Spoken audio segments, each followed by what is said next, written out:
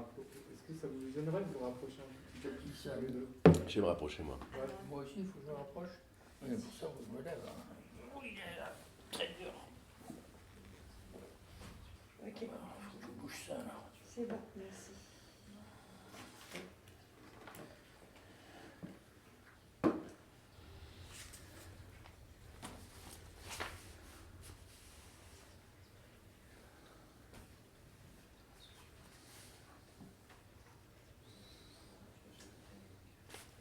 Ok. C'est bon pour moi? Non. Ok.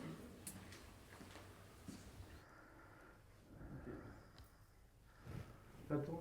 C'est à toi. C'est moi qui dois commencer? Toi qui commence. Bon, alors on est là pour discuter pour la première fois, au fond, d'une façon un petit peu cadrée, comme ça, un petit peu institutionnelle, le livre de Mohamed Amer Méziane, Des empires sous la terre, histoire écologique et raciale de la sécularisation. Bon, je ne sais pas qui va nous regarder. Espérons que ce que nous allons dire sera suffisamment intéressant et surtout suffisamment compréhensible. Hein, bon. Le vieux prof de philo qui est en face de toi n'est pas réputé pour l'extrême simplicité de sa rhétorique, mais enfin, je vais faire de mon mieux. Bon. On se tutoie, Mohamed, hein? Bon, c'est normal. Bon. Alors, je voudrais d'abord remercier ceux qui nous reçoivent, qui nous convient, et puis surtout, je voudrais te remercier de m'avoir proposé cette rencontre. Ça fait pas mal de temps, évidemment, que les questions dont tu traites dans ce livre circulent entre nous, évidemment, pour une raison d'abord fondamentale, c'est que j'ai eu le plaisir et l'honneur de participer à l'examen de la thèse dont ce livre est en partie tiré ou dont il est le prolongement partiel. Bon. Et je pense que c'est à ce moment-là qu'on a commencé à se rendre compte qu'on avait beaucoup d'intérêts et de problématiques, on pourrait même dire, en commun, et qu'en même temps, sur un certain nombre de points, on ne prenait pas les choses tout à fait de la même façon, on ne les abordait pas du même point de vue. Je ne dis pas que ce soit antagoniste, évidemment. Bon, ce qui tient à beaucoup de choses, des questions de formation, des questions de génération, peut-être aussi des questions de point de vue sur le monde dans lequel on se trouve aujourd'hui. Bon, mais il y a aussi beaucoup de points de recoupement. Et donc on a commencé à en discuter, on a balisé un peu le terrain progressivement, et puis je pense que les choses se sont un peu décantées, mais elles ne se sont pas vraiment simplifiées. Hein, bon. Alors la première chose que je voudrais dire, même si ça paraît un peu conventionnel, c'est que je pense que ce livre est très important. Tu le sais, tu sais que c'est ce que je pense, mais je pense que ce livre est très important. Il est impressionnant d'érudition et aussi de savoir. Bon, évidemment, c'est un travail considérable. Bon, et aussi d'élan, je dirais, de force, d'engagement. C'est un livre qui ne veut pas simplement se contenter d'assembler des connaissances, de raffiner des concepts, mais qui veut défendre une thèse, plusieurs en fait, bon, et puis lancer une discussion. Bon.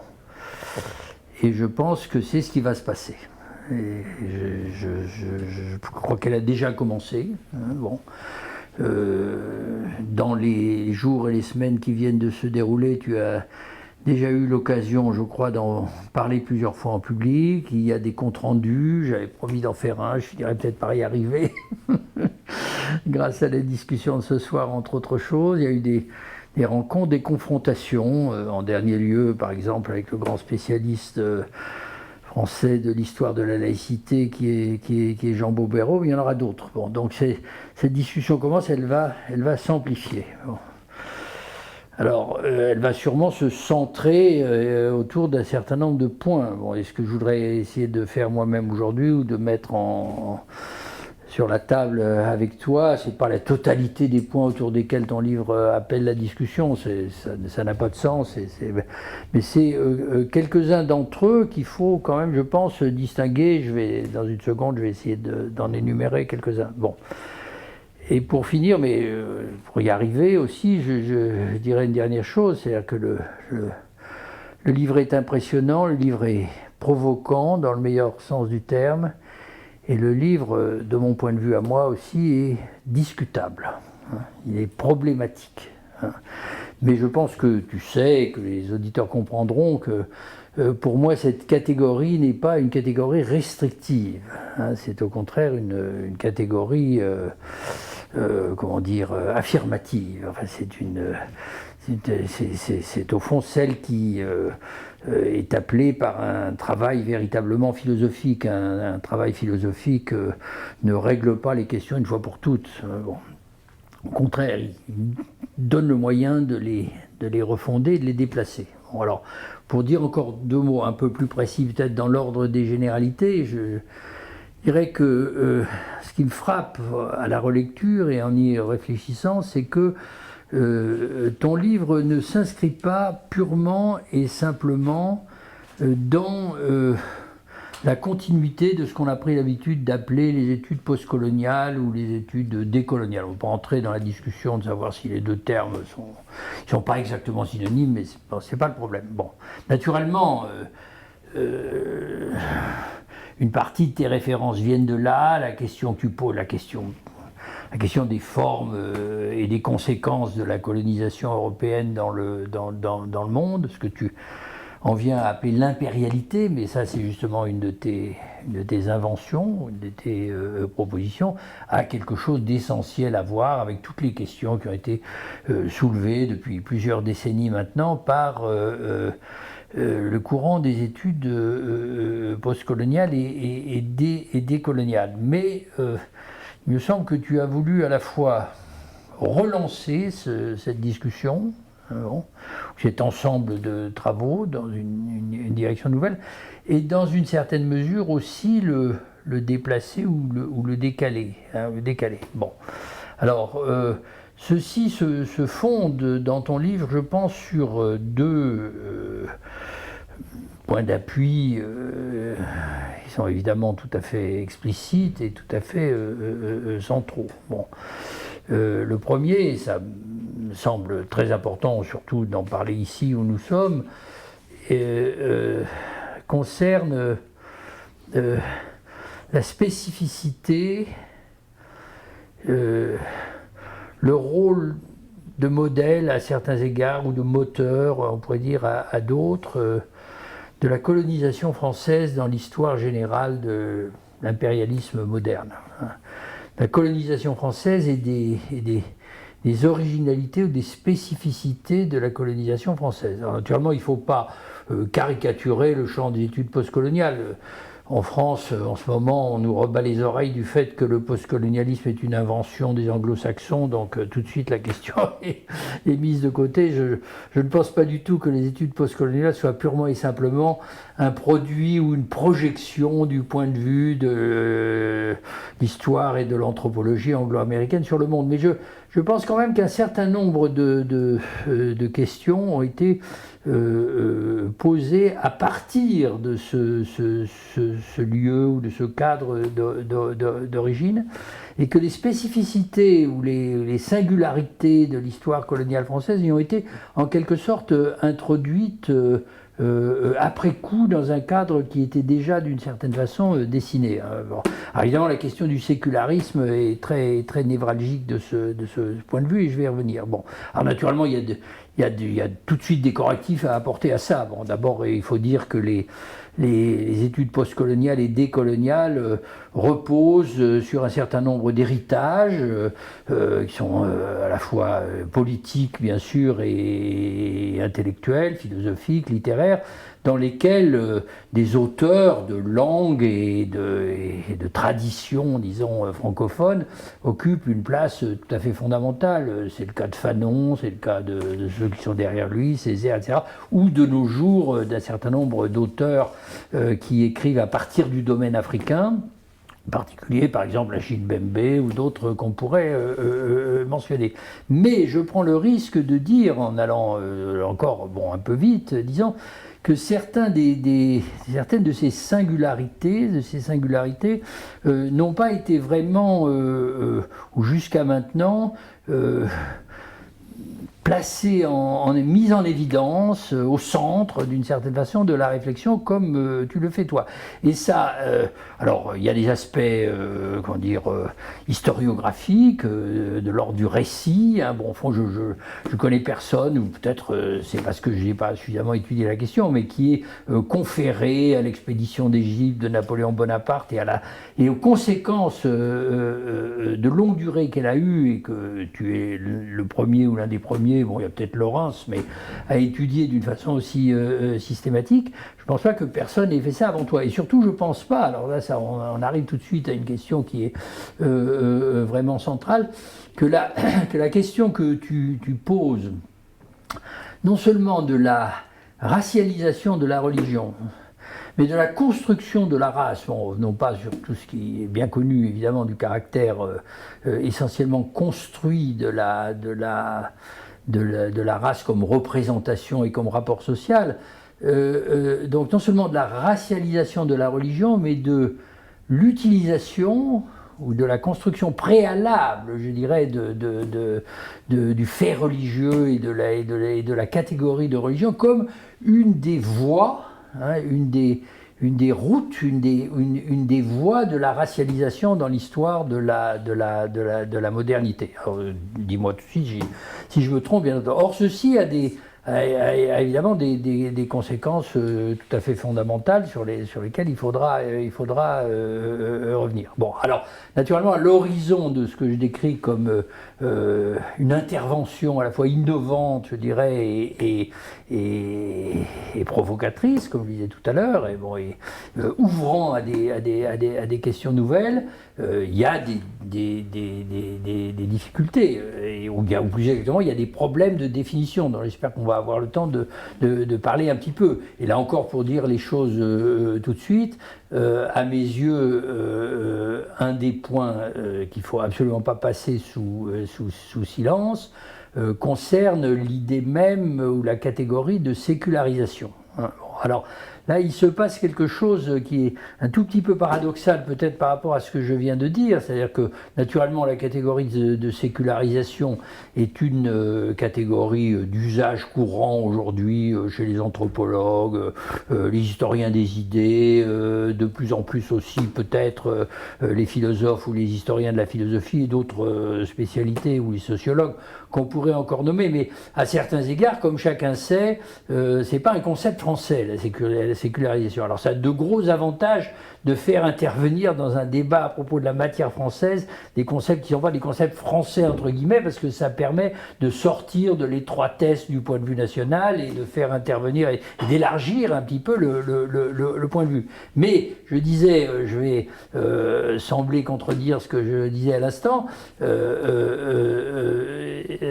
à certains égards, l'usage que tu en fais me semble être un usage, me semble être relevé un peu de l'anglicisme. D'ailleurs, la question qu'on pourrait se poser est de savoir si, je crois que tu emploies les deux termes, vous vérifier, tu me corrigeras là encore sur ce point, mais il y a sécularisation et il y a sécularisme. Alors, évidemment, sécularisme, ça en français, c'est franchement un anglicisme. Bon. Et parce que on dit secularism, bon. Et la tradition veut que le terme que le mot secularism en anglais soit l'équivalent, ou en tout cas la moins mauvaise traduction possible de ce qu'en France on appelle la laïcité. Bon. Alors il y a dans ton livre, contredis-moi dès qu'il le faut si je me trompe, non seulement une tendance, mais une position affirmée qui consiste à se servir du concept de sécularisme ou de sécularisation comme le concept le plus général au moyen duquel on peut penser, en particulier, la façon dont la construction et l'application dans le champ colonial d'une certaine définition du religieux a fini par former comme la colonne vertébrale ou l'axe directeur, ou en tout cas la ligne à laquelle il faut s'attacher pour comprendre de façon un peu synthétique des aspects apparemment disparates de toute cette histoire très compliquée, et en particulier évidemment les phénomènes de racialisation auxquels on faisait allusion tout à l'heure. Alors je dis que c'est problématique, ça pose problème, pas seulement bien entendu pour faire le pion comme ça, pour dire ah mais en anglais, en français c'est pas tout à fait pareil, etc., etc. C'est parce que au fond, mais bien sûr je suis ici pour remettre mes certitudes en question et engager la discussion avec toi sur ce point, je pense que la laïcité et le sécularisme ou la sécularisation, c'est pas tout à fait la même chose. C'est-à-dire que d'une certaine façon, si on se sert de la catégorie de sécularisation pour penser justement ce cas d'original et de décisif peut-être dans l'histoire du monde moderne, l'entreprise de colonisation à la française, on va manquer quelque chose ou s'engager sur une voie erronée, parce que ce qui est crucial dans l'idéologie française, pour employer une formule dont on s'est servi, et que justement l'histoire de la colonisation ou le rapport entre l'espace colonial et l'espace national manifeste de façon déterminante, c'est pas la sécularisation générale, mais c'est la laïcité dans le sens tout à fait précis que ce terme a pris chez nous. Alors naturellement tu vas me demander mais c'est quoi ce sens, qu'est-ce que tu entends, qu'est-ce que vous entendez par laïcité, et à ce moment-là, naturellement, il faudra que j'essaie de répondre, mais je pourrais aussi essayer de te renvoyer la balle. Alors là, je ne cherche pas du tout à être agressif, hein, je suis sûr que tu t'en doutes, j'exprime vraiment en toute sincérité un sentiment que j'ai éprouvé peu à peu en te lisant ton livre, c'est que, au fond, à mesure que le livre avance et que la notion de sécularisation devient plus englobante, ou que, si disons, ses fonctions explicatrices et clarificatrices, pour ne pas dire herméneutiques, s'étendent à des sujets de plus en plus nombreux, etc., d'une certaine façon, je le dis brutalement, je comprends de moins en moins ce que ça veut dire. Hein. C'est-à-dire que la signification du concept tend non pas à se concentrer, mais au contraire à se diluer dans une certaine mesure. Donc je pense qu'il faut absolument qu'on parle de ça. Bon, alors, je suis déjà un peu trop long, mais je permets-moi d'ajouter encore deux choses, si tu veux. Bon, alors, ceci va culminer évidemment dans la discussion qu'on aura et que tu es en train d'avoir, je suis sûr, avec d'autres à propos du sécularocène. Bon. Alors là, je suis dans une situation un peu étrange parce que, pour deux raisons. Bon, la première, c'est que, j'espère que je n'embête pas les auditeurs, mais bon, la première, c'est que, comme je le disais tout à l'heure, cette discussion entre nous a commencé il y a déjà un certain temps. Bon, et elle a commencé sur la base, non pas d'une version antérieure de ton livre, mais disons sur la base d'écrits, de textes, d'analyses que tu avais commencé à procurer dans ta thèse, et qui ont bien sûr évolué depuis, ce qui est tout à fait normal. Bon, seulement comme c'est à ce moment-là que j'en ai pris connaissance pour la première fois, et que j'ai rencontré ces problèmes de l'impérialité à la française, de l'influence du saint-simonisme dans la formation de l'idéologie universaliste et républicaine française, etc. C'est des choses extraordinaires de ton livre et de ton travail. Et puis ensuite, justement, de l'utilisation de la religion comme voie hein, ou de la qualification religieuse comme voie spécifique de racisation ou de racialisation. À côté de quoi? À côté de la couleur, à côté de la culture, à côté de la biologie raciale, etc., etc. Bon, il n'y avait pas d'énergie fossile, d'état fossile, de discussion sur l'anthropocène, etc. dans tout ça. Hein, bon. Donc les empires dont tu parlais, c'était des empires sur la Terre, hein, c'était pas des empires sous la Terre. Hein, bon.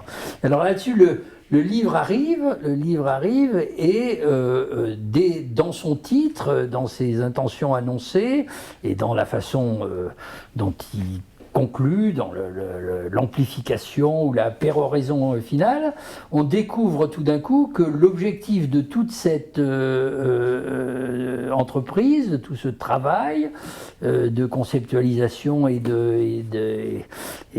d'analyse historique et d'analyse empirique, c'est de fournir une contribution à la discussion actuelle sur le problème de la catastrophe environnementale et de la responsabilité, au sens matériel bien sûr du terme, que possède, et politique bien sûr, que possède dans cette catastrophe le développement des énergies fossiles. Bon, alors là, le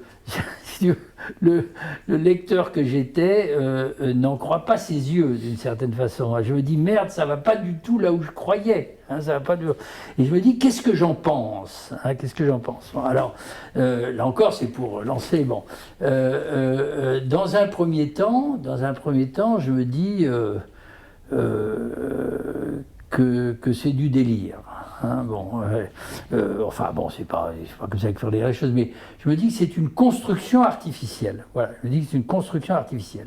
C'est-à-dire que, alors, je reconnais qu'elle est faite non seulement de façon savante, habile, élégante, etc., mais qu'elle permet effectivement de rapprocher les uns des autres des aspects du problème, qu'on avait peut-être eu tort de laisser de côté. Bon. Et en même temps, j'ai un petit peu le sentiment du prestidigitateur qui sort un lapin de son chapeau, tu sais, bon, et qui dit au spectateur ébahi, bon, alors, vous vous posez la question de savoir comment on comprend la causalité de cette catastrophe qui nous tombe dessus. Bon, il y a les dénégateurs, bien sûr, et puis il y a ceux qui ont enfin pris conscience du fait qu'il y avait un vrai problème, que ce problème a une longue histoire derrière lui, et que si on n'en prend pas rétrospectivement et généalogiquement toute la mesure, on n'a aucune chance d'essayer, si peu que ce soit, de lui faire face dans l'avenir. Jusqu'à maintenant, le débat, en tout cas dans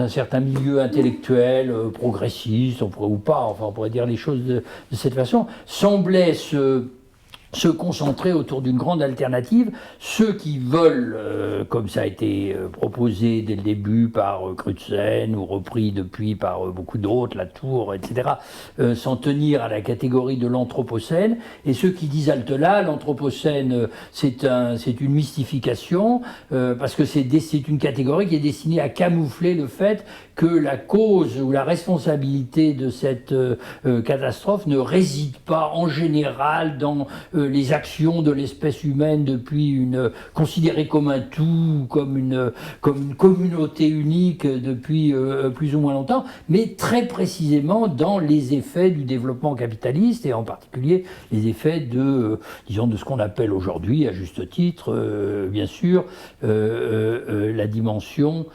extractive du capitalisme historique. Alors moi, Mohamed Amer Méziane, j'arrive là-dedans, je sors le lapin de mon chapeau et je leur dis vous avez tout faux, c'est ni de l'anthropocène ni du capitalocène, c'est du sécularocène.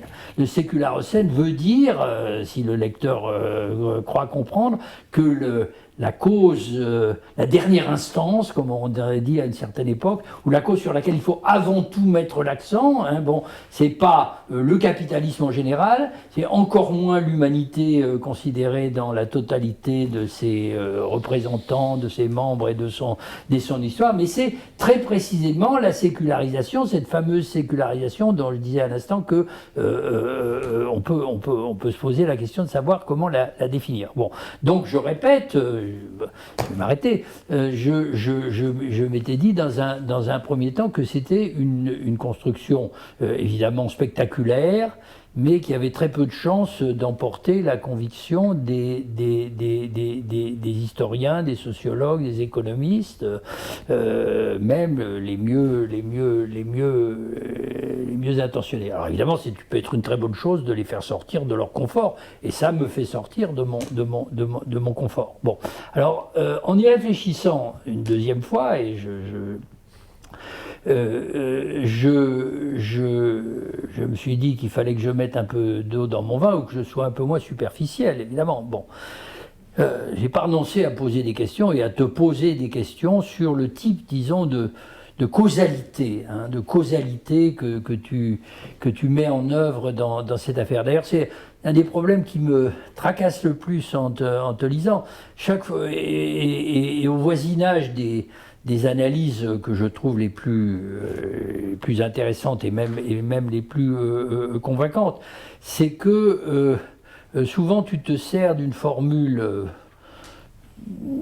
d'un trope, disons, d'une formule rhétorique, enfin analytique aussi en même temps, qui est la formule « ceci ne peut pas être séparé de cela, ou ne va pas sans, hein, ou encore quelque part, mais est inséparable de. Hein, bon. Donc le développement des énergies fossiles, les industries extractives, la transformation du monde en un vaste champ de ressources minières que les colonisateurs et les industriels ou les financiers occidentaux s'approprient les uns avec les autres. Je vais vous dire, moi, que c'est inséparable du fait qu'il y a simultanément ce cœur séculier ou sécularisant de l'entreprise coloniale en tant que telle. Ce qui,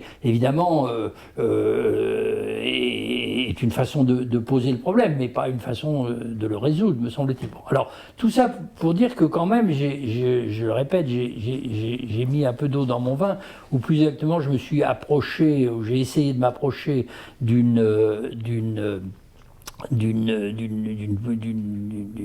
critique moins tranchée pour, au fond, les deux raisons suivantes. Bon.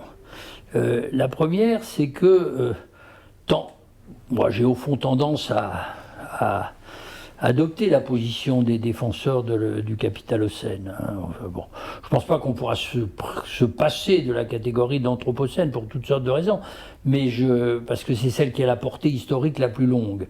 Mais je suis bien d'accord qu'il faut mettre en cause non pas la civilisation humaine ou l'action humaine en général, mais très précisément les effets du mode de production capitaliste, et en particulier les effets destructeurs, Marx le savait déjà, du mode de production capitaliste sur ses propres ressources, ne serait-ce que pour une raison négative, qui est quand même une raison, et politique, qui est quand même une raison très très importante, qui est que le discours sur l'anthropocène ne conduit à aucune mesure efficace dans l'ordre de la politique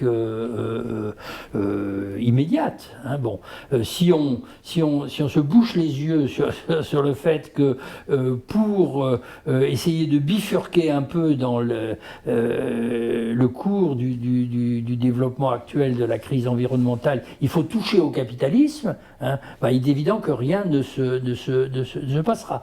Mais au même moment, temps, je me dis, mais capitalisme, finalement, est une catégorie beaucoup trop générale. Et c'est, je pense, une des choses que tu veux dire. Alors, naturellement, les gens sur qui tu t'appuies dans une large mesure, et je le comprends très bien, que ce soit Mitchell ou Andreas Malm,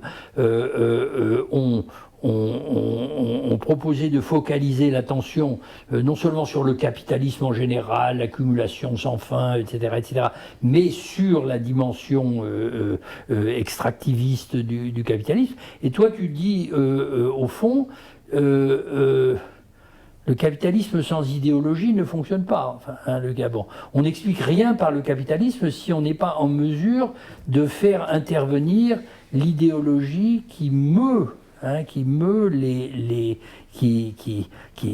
sert de moteur aux entreprises des capitalistes et des colonisateurs. Bon, alors appeler cette idéologie sécularisme ou sécularisation, qui ici n'est pas très différent, me semble-t-il, de l'idée de modernisation. Hein.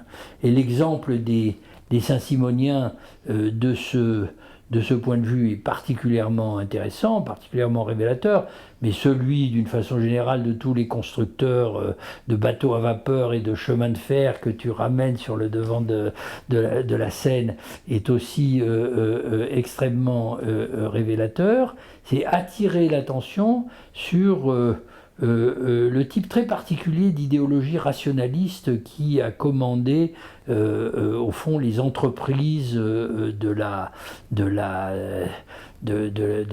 colonisation et de l'industrie minière. C'est pour ça que le sous la terre matériel communique avec en même temps un projet de démystification, de désenchantement, de lutte contre l'obscurantisme. Au fond, c'est l'idée d'obscurité qui... Dans les recoins obscurs de la Terre résident finalement les champs de bataille de la lutte contre l'obscurantisme. Bon, alors, je crois que c'est vrai. Hein, c'est-à-dire, je crois que c'est vrai.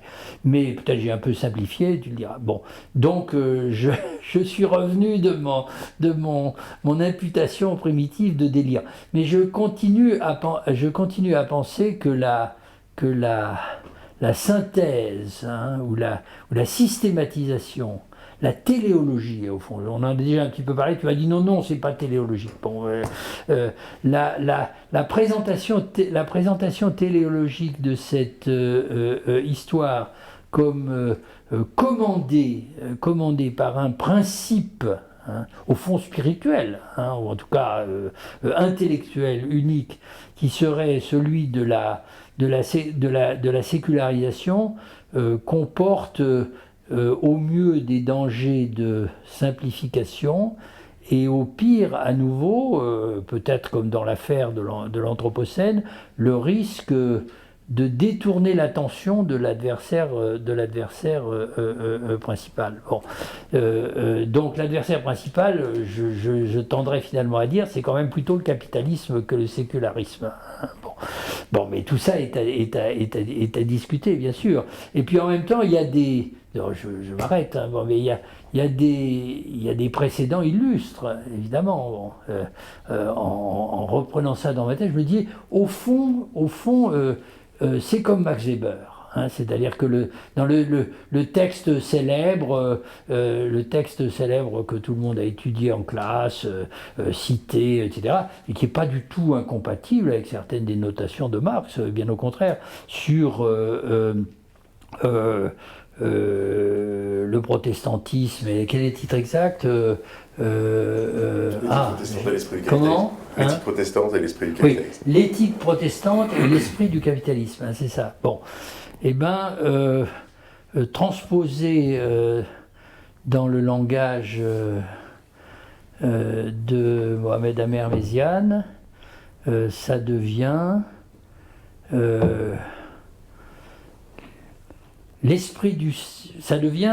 ça devient l'éthique ou la politique, disons là, hein, la politique de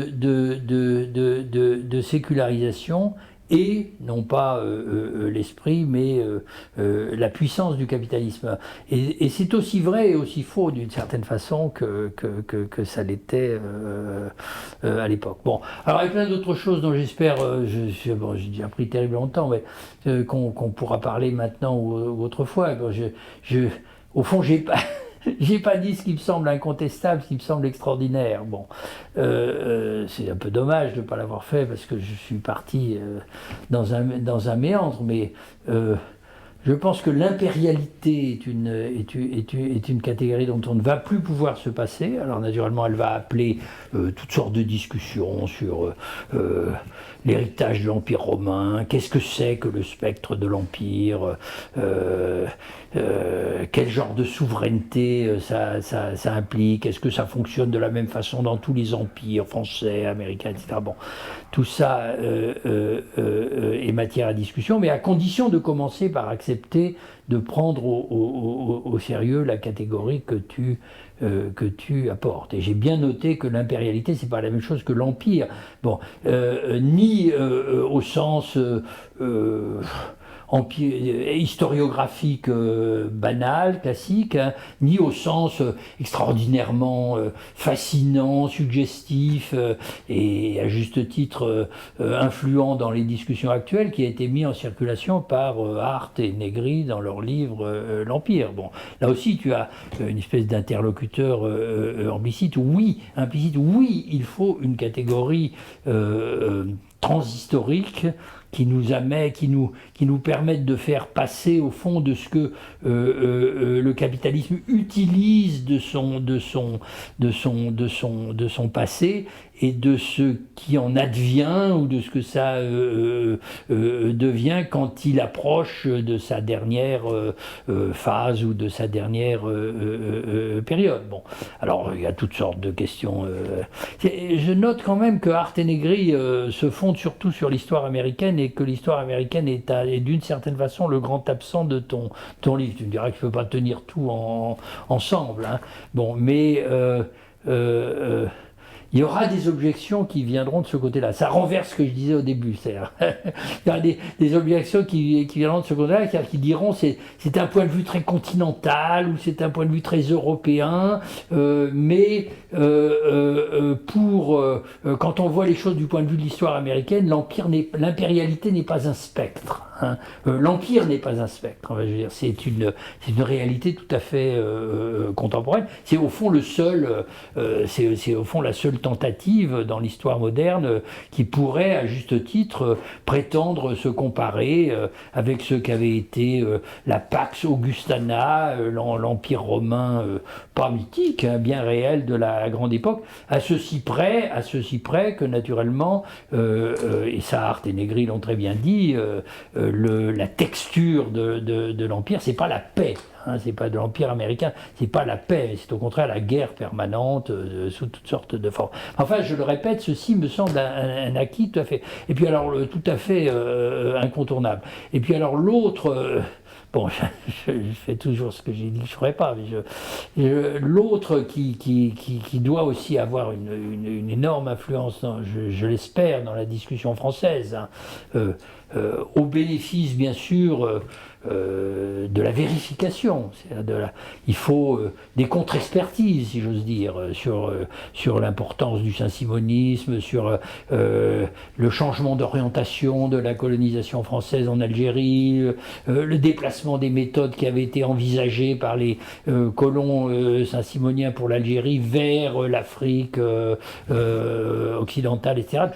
Tout ça, je sais bien que tu le sais et que tu en es d'accord, est matière à discussion et à échange d'informations avec les historiens. Mais le fond du problème, je vais essayer de le dire dans une formule ramassée, un peu schématique, et là aussi, non seulement je te fais crédit, mais je te suis et je te suivrai.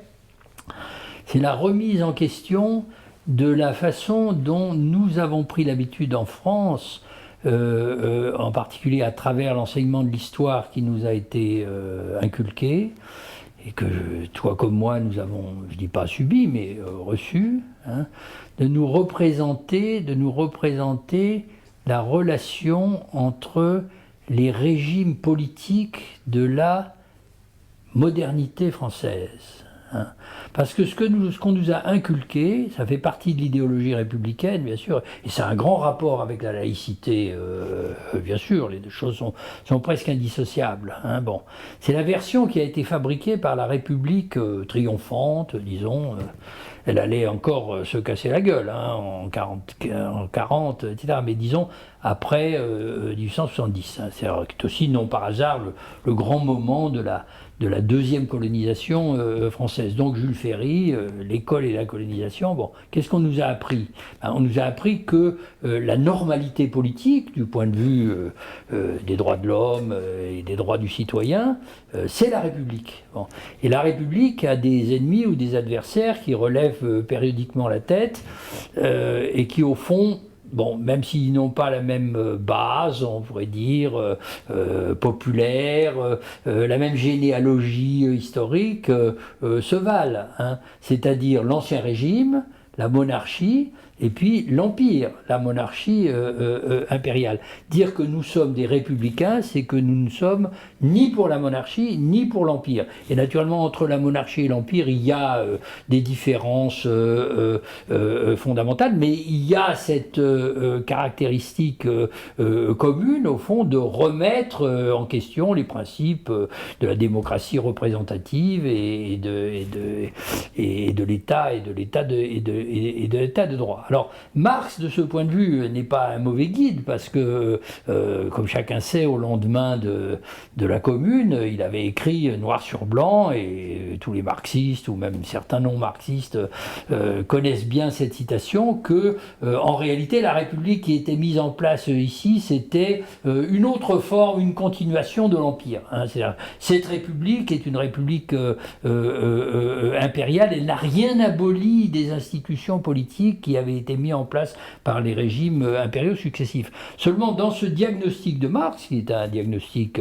bon, à discuter, mais à prendre au sérieux, je pense, il y a quand même quelque chose qui ne joue pas de rôle explicite, c'est la colonisation, justement. Hein. C'est-à-dire que Marx dit ça à cause de la centralisation étatique, du militarisme dans une certaine mesure, etc., etc. Bon, du fonctionnement de l'appareil d'État, celui qu'il faudra, d'après les textes fameux, que la Révolution mette à bas. Bon, je ne dis pas qu'il ignore la colonisation, mais ça ne joue pas de rôle dans son argumentation.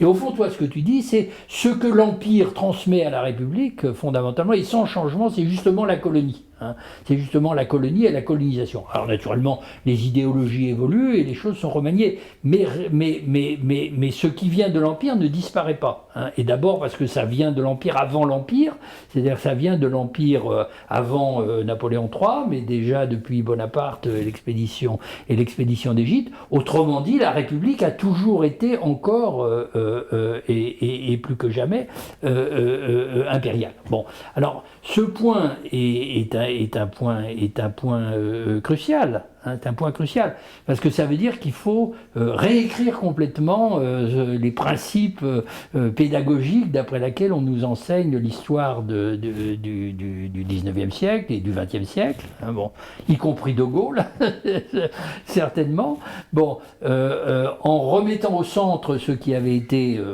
plus ou moins marginalisé, ou en remettant au centre la question, et là je suis bien sûr d'accord avec toi, malgré mes questions, l'articulation de la laïcité républicaine française d'un côté et de sa politique coloniale ou de son invention de l'indigénat d'autre part, de façon à suggérer que le fil conducteur de cette histoire, c'est pas la République qui résiste à ses ennemis, hein, ces méchants, enfin, soyons pas idiots, mais disons à ses adversaires comment dire, antidémocratiques, hein, ou qui sont les têtes couronnées, les rois et les rois et les empereurs. Hein, bon, c'est, disons, c'est la société, c'est la nation.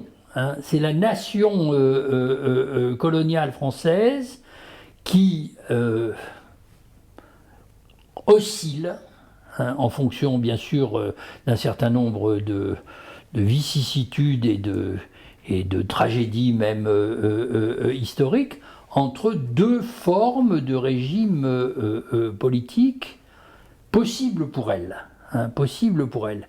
On ne va pas mesurer le temps pendant lequel elle règne, mais elles règnent toutes les deux. Hein, c'est-à-dire que tantôt c'est l'Empire, tantôt c'est la République. Hein, et au bout du compte, c'est peut-être toujours finalement une certaine forme de mélange ou de compénétration de l'Empire et de la République. Alors moi j'avais pensé, j'avais dit longtemps, en particulier à l'époque où j'avais écrit avec Wallerstein sur race, nation, classe, ou un peu après encore sur l'histoire de la nation française, ou quand j'avais écrit très très longtemps un article dans le numéro spécial des Temps modernes sur la décolonisation de l'Algérie, qui s'appelait Citoyen, sujet, sujet ou citoyen.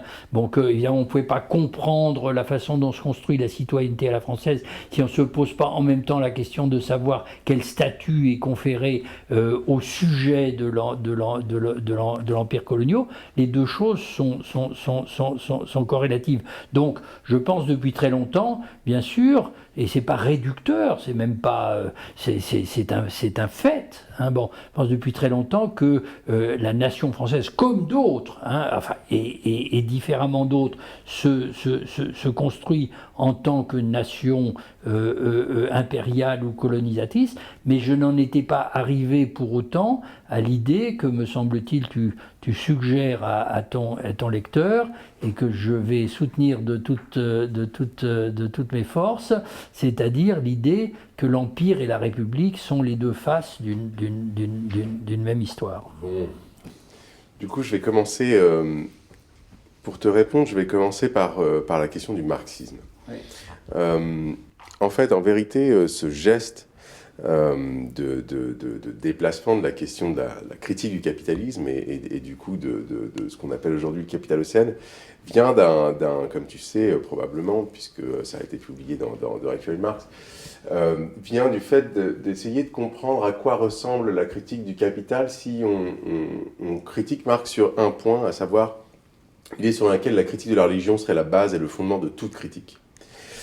Et en fait, en suivant ce fil, je me suis rendu compte qu'en fait, il y avait une théorie de la sécularisation chez Marx dans la question juive, et qu'en fait, en vérité, ce qui me paraît être la base fondamentale de tout bon matérialisme dépendait de cette question de la sécularisation. Pourquoi ?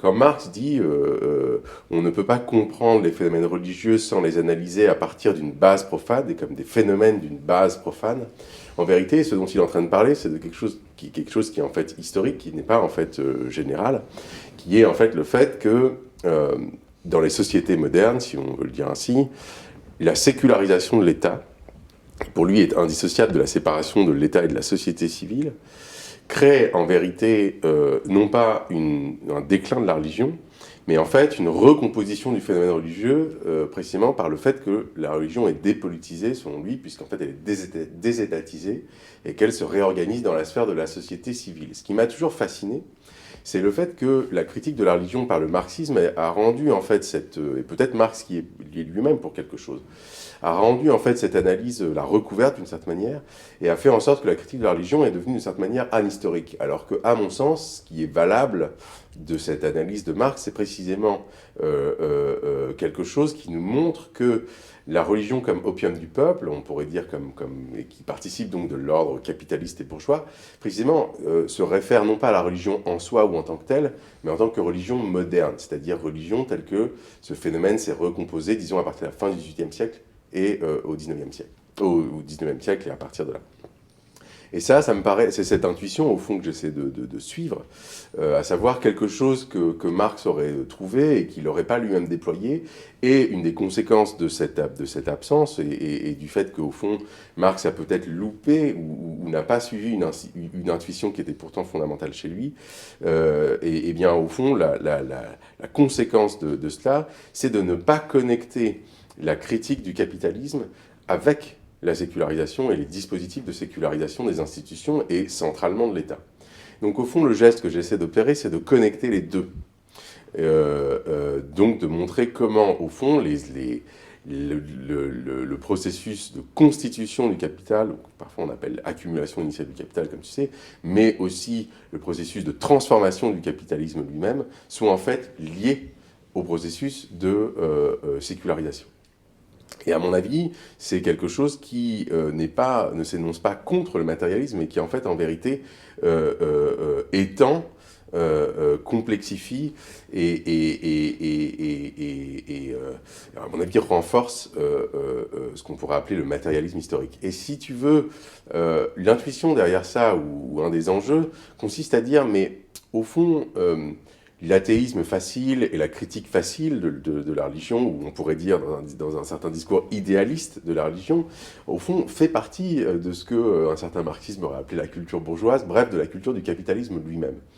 Donc, au fond, si tu veux, ce que je dis et qui donc mène à la question, à la formulation du concept de sécularocène, bon, au fond, c'est quelque chose à la fois de très marxiste et de très anti-marxiste à la fois, et exactement pour les mêmes raisons. Alors pourquoi je dis ça? Parce qu'au fond, si j'en étais resté aux empires sur la Terre, ou même on pourrait dire aux empires de la Terre, bon, ce qui se serait passé, c'est qu'au fond, on aurait une analyse effectivement de l'impérialisme français, peut-être quelque chose de l'ordre d'une critique des rapports entre la sécularisation et le colonialisme, comme tu l'as rappelé, et une historicisation, parce qu'il se trouve dans le livre, évidemment, des débats qu'on a sur l'islam et sur la compatibilité ou l'incompatibilité de l'islam avec la modernité et donc la République. Mais, à mon avis, on en serait justement resté à un niveau idéologique. En d'autres termes, ce que j'essaie de dire, c'est que ça m'a paru impossible de laisser la question du capitalisme de côté. Et au fond, de proche en proche, au lieu de d'avoir au fond un argument qui aurait été trop général à mon sens, consistant à dire, bon, en gros, on a la sécularisation, c'est la modernité c'est le capitalisme, bon, donc tout ça c'est connecté, et puis voilà. Ce qui m'a intéressé, c'est de me dire, mais non, en fait, à partir des années 1820-1830, qui pour moi, en fait, est un moment, en fait, assez crucial, d'une part parce que il y a la conquête d'Alger, et donc le début de la colonisation de l'Algérie qui se passe, c'est-à-dire au fond, c'est comme ça que je le formule, c'est-à-dire au fond ce qui se passe, c'est quelque chose d'assez gigantesque à mon avis, hein, c'est que d'une part, l'hégémonie européenne se constitue vraiment, ou plutôt elle se déploie vraiment. Et ce qu'on oublie souvent, et souvent les décoloniaux, en tout cas latino-américains, à mon avis, l'oublient, c'est que si on part simplement du XVe siècle, on a affaire effectivement aux prémices d'un certain colonialisme, qui est un colonialisme chrétien, de conversion massive, dans la continuité, une continuité très, très claire avec les croisades. Mais au fond, tout ce aujourd'hui on appellerait voilà, l'Afro-Asie ou l'Afrique et l'Asie, au fond, l'impérialisme européen est présent ça et là, mais en fait il n'est pas dominant. Parce que tant qu'une structure comme l'Empire ottoman demeure, si tu veux, puissante, par définition, il y a un certain nombre, enfin il y a même beaucoup de régions du monde qui ne sont pas accessibles à l'impérialisme européen. Bon, et donc ça c'est la première chose, c'est que ça me paraissait absolument fondamental de faire droit, de donner un sens en fait à ce bouleversement, à mon avis, qui se passe au XIXe siècle. Et évidemment, moi je fonctionne, si tu veux, tu t'en es rendu compte, par simultanéité. C'est-à-dire que je me rends compte qu'il y a des choses qui se passent simultanément, ça fait des indices dans ma tête, et j'essaie de comprendre cette simultanéité en créant évidemment des modèles qui sont plus ou moins stables, etc., avec une tendance systématique. Évidemment, tu sais très bien d'où ça vient, c'est comme ça que je pense. Bon. Et alors, c'est vrai que je m'étais dit, 1830, c'est la conquête d'Alger, et donc j'ai essayé de faire droit à ce qui se passait à ce moment-là, alors en disant précisément que cet impérialisme de conversion massive au christianisme s'est précisément transformé, que quelque chose d'autre s'était passé à ce moment-là. D'où le fait de parler d'inconvertibilité de l'islam, le fait de montrer comment est-ce que le colonialisme se transforme quand on cesse de vouloir convertir massivement les populations colonisées, en l'occurrence musulmanes, au christianisme. voilà, j'ai voulu donner naissance à cette nouveauté-là, à cette singularité du colonialisme qui se déploie à ce moment-là. Mais évidemment, en lisant précisément des marxistes, je me suis dit que c'était impossible de ne pas faire le lien, si tu veux, avec ce qui se passe exactement au même moment, qui est voilà, l'émergence de ce qu'on appelle aujourd'hui l'économie fossile. D'où cette thèse qui a progressivement émergé, consistant à dire qu'au fond, la sécularisation impériale, puisque pour moi ils sont liés, l'impérialité et la sécularisation sont liés, ou plutôt la sécularisation est un effet des transformations coloniales de l'impérialité, peut-être qu'on en reparlera. Je me suis dit, mais en fait, c'est fort bizarre, c'est fort étrange qu'au fond, alors que la violence de l'État moderne a toujours été considérée par Marx comme étant au centre, ce qu'il appelle l'accumulation initiale du capital, donc des conditions, on pourrait dire, politiques d'émergence du capitalisme, qu'évidemment le capitalisme lui-même ne peut pas expliquer, ou que la notion de capitalisme ne peut pas expliquer. Je me suis dit, mais comment ça se fait, puisque l'État moderne est au centre de ce processus, que quelque chose de si massif que la sécularisation n'ait jamais été considéré comme faisant partie centralement de ce processus d'accumulation initiale du capital. Bon. Et évidemment, de proche en proche, en précisant l'analyse, je me suis dit, mais il fait aussi partie des conditions d'accumulation du capital fossile. Voilà. Puisque précisément, c'est cette transformation-là qui m'a intéressé, puisque c'est précisément ça qui se passe de fondamental à cette époque-là, surtout pour nous rétrospectivement, puisqu'on fait toujours l'histoire à partir du présent et qu'on l'a fait de façon rétrospective. Donc au fond, si je devais ramasser là, ce que j'essaie de dire depuis un certain nombre de minutes, c'est qu'au fond, je comprends, si tu veux, le caractère un peu déconcertant de l'hypothèse générale du livre, consistant à parler de sécularocène, mais pour moi, d'une part, ça ne s'oppose pas à la question à la critique du capitalocène. Au contraire, ça prend très au sérieux les conditions politiques d'émergence du capital fossile et de déploiement du capital fossile, mais aussi ça prend au sérieux autre chose, qui à mon avis est très important politiquement, c'est que ça permet aussi, si tu veux, et on en a déjà parlé plusieurs fois, de déployer justement un nouveau type de critique des religions. Mais qui ne soit pas une critique, si tu veux, anhistorique, en disant la religion, de tout temps, les hommes ont eu besoin de créer la religion pour répondre à des fonctions sociales plus ou moins abstraites et donc universelles, mais de dire, au fond, quelle forme de politisation de la religion contemporaine nous connaissons, dans quelle mesure ces formes de politisation de la religion sont en fait liées à certains dispositifs de sécularisation et à la mondialisation de ces dispositifs de sécularisation par le biais du colonialisme, mais aussi précisément à la manière dont ces dispositifs de sécularisation sont liés à l'économie fossile. Alors évidemment, l'exemple qui vient tout de suite en tête, c'est que énormément de régimes qu'on considère comme ultra-autoritaires d'un point de vue politico-religieux et pas seulement, sont pieds et poings liés précisément avec l'économie pétrolière comme on sait. Donc si tu veux, ce lien me paraît être extrêmement important et en fait si on ne fait pas ce lien, à mon avis, si tu veux, on ne respecte pas un principe d'analyse que j'appellerais, si tu veux, matérialiste. C'est pour ça que je suis revenu à Marx pour répondre à je dirais, ton objection principale. Pour te dire au fond, évidemment que je fonctionne par hypothèse, je ne prétends pas donner des réponses définitives, mais je veux simplement insister sur le fait que c'est vraiment une tentative très sincère de poursuivre le marxisme avec et contre Marx, voilà. Et c'est de là que ça vient. Je ne défends pas Marx, hein, tu le sais très bien. Oui, c'est pas ma profession. mais je contextualise. Vas-y. Mais je contextualise. Donc peut-être que c'est un matérialisme qui ne te convient pas, mais c'est disons, mon matérialisme, ou ma façon d'être matérialiste au sens disons, méthodologique du terme. Maintenant, en ce qui concerne la téléologie, tu vois, je pars vraiment des points les plus problématiques. Bon. Je ne crois pas, effectivement, c'est pour ça que je l'ai dit à la fin, et c'est pas simplement une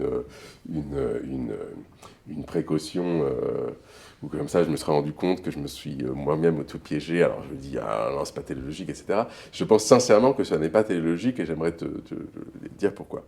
Donc téléologique supposerait évidemment qu'il y ait une forme de linéarité du processus historique en disant l'histoire va tout droit vers une finalité qui est déjà qui se trouve déjà dès le départ au moins en germe au tout début du processus et qui serait par exemple le réchauffement climatique, la catastrophe écologique pour prendre un autre vocable. Bon. Alors, il me semble que ce n'est pas le cas, et c'est pour ça que le chapitre qui traite de cette question s'appelle « Le cercle des revenants », précisément parce que c'est une histoire en cercle. Et au fond, si je devais reprendre un concept, qui est le concept, Deleuze avait formulé ça comme ça, différence et répétition, il me semble que cette idée d'une répétition différentielle, ça se répète, mais ça se répète toujours différemment. Au fond, ce que j'essaie de faire, c'est de dire, mais si on suit l'histoire de quelque chose qui n'est pas toute l'histoire, hein, qui est l'histoire des reprises, des retours et des modifications qu'engendrent ces mêmes retours de l'impérialité, alors on a affaire à au moins une part de l'histoire qui est en fait une espèce de cercle qui, à chaque répétition, crée des effets différents et qu'il faut effectivement décrire et analyser.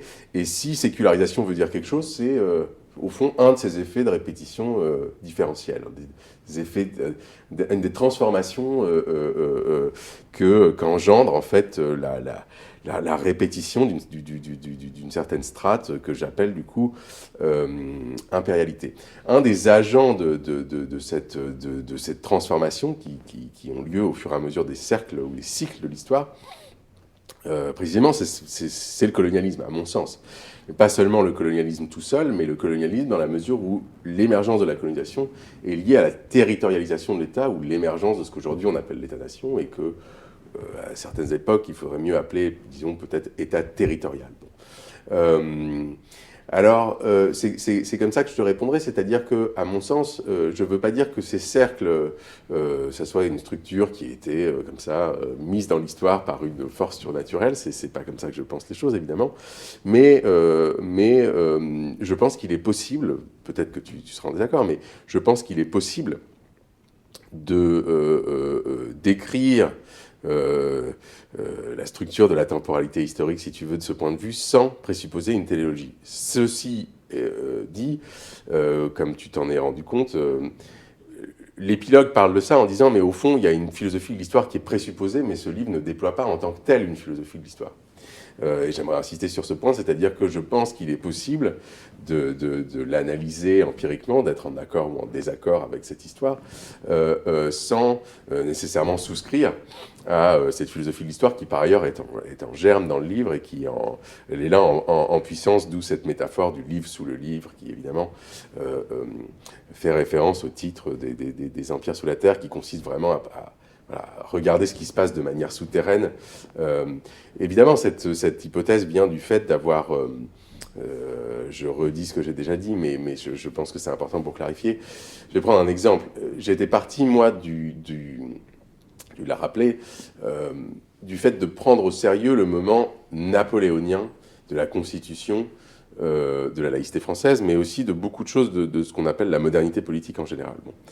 L'exemple phare, c'est par exemple le Code civil qui non seulement crée un nouveau type de droit, un type de droit qui est séculier justement, qui va être un modèle pour énormément de pays dans le monde, beaucoup plus que la Grande-Bretagne en fait. On peut même dire au fond, c'est d'une certaine manière l'invention de l'État moderne.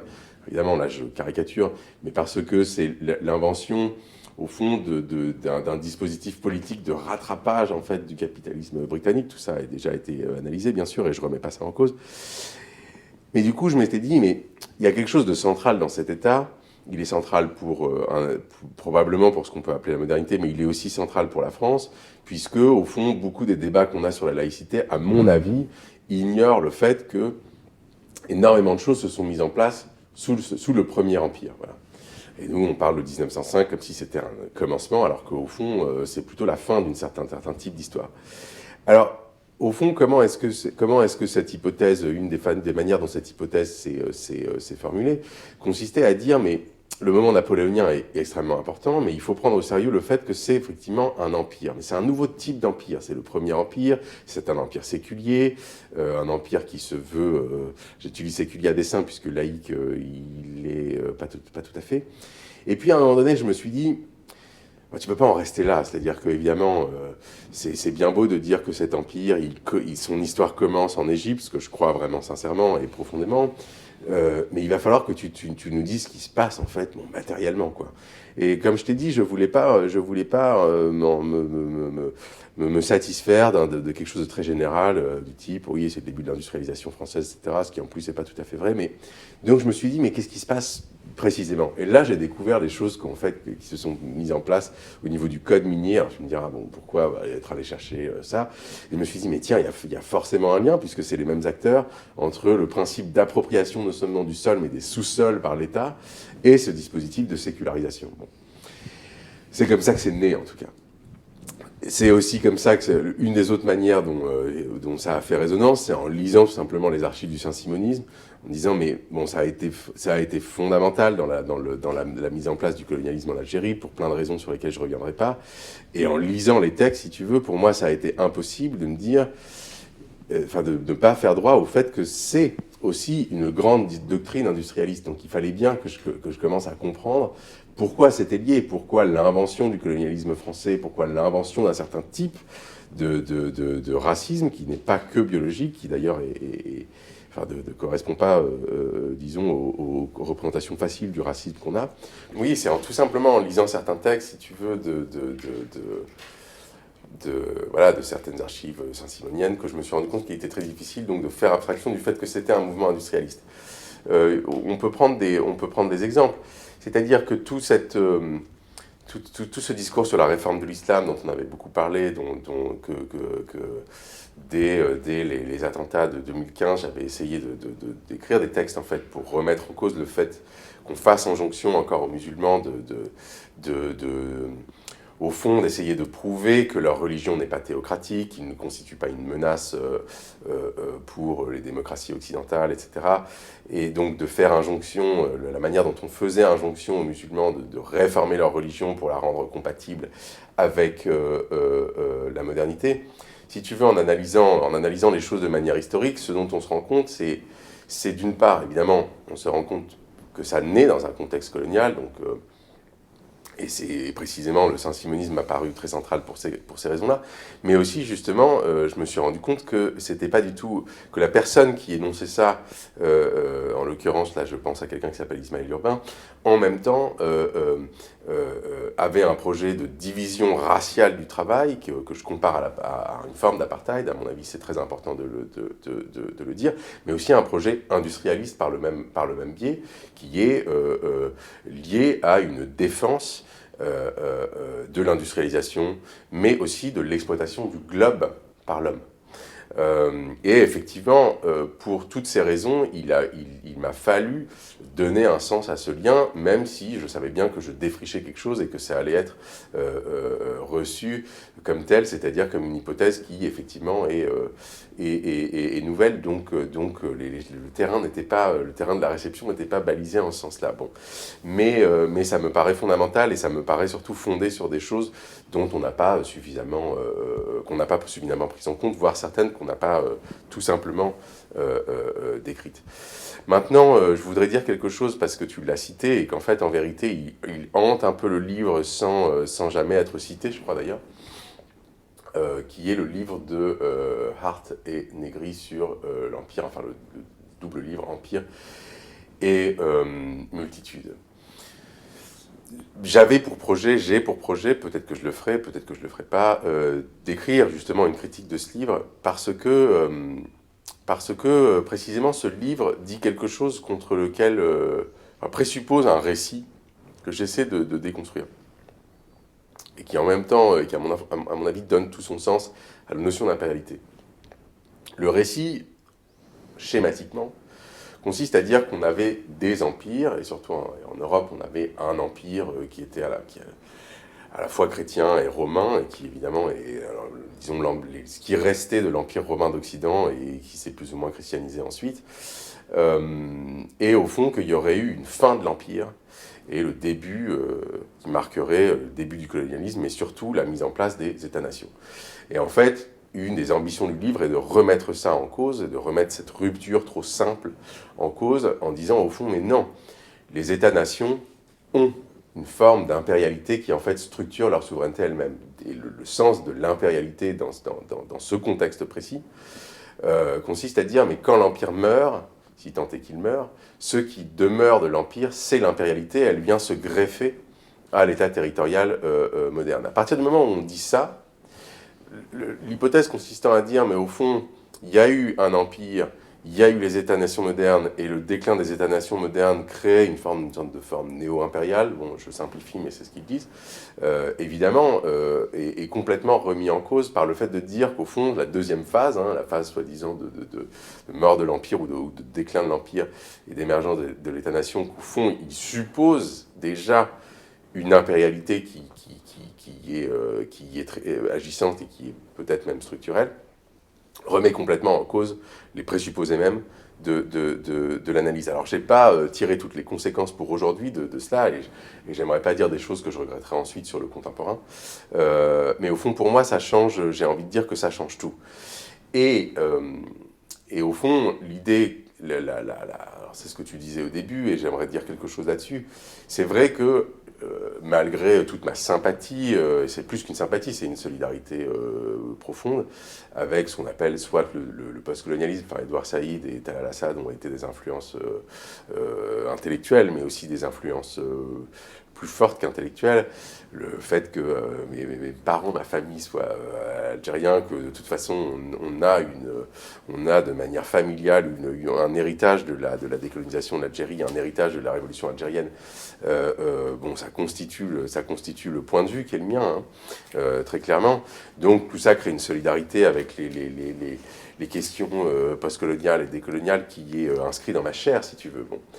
Néanmoins, pour les raisons que je viens de mentionner, il m'était aussi, si tu veux, impossible de simplement suivre la ligne de la critique de la colonialité telle qu'elle est plus ou moins formalisée depuis peu. Et il m'a aussi été complètement impossible, pour la même raison, de simplement suivre Fanon comme tel, quoi. Bon, sans réactualiser et sans évidemment critiquer un certain nombre de dimensions du fanonisme.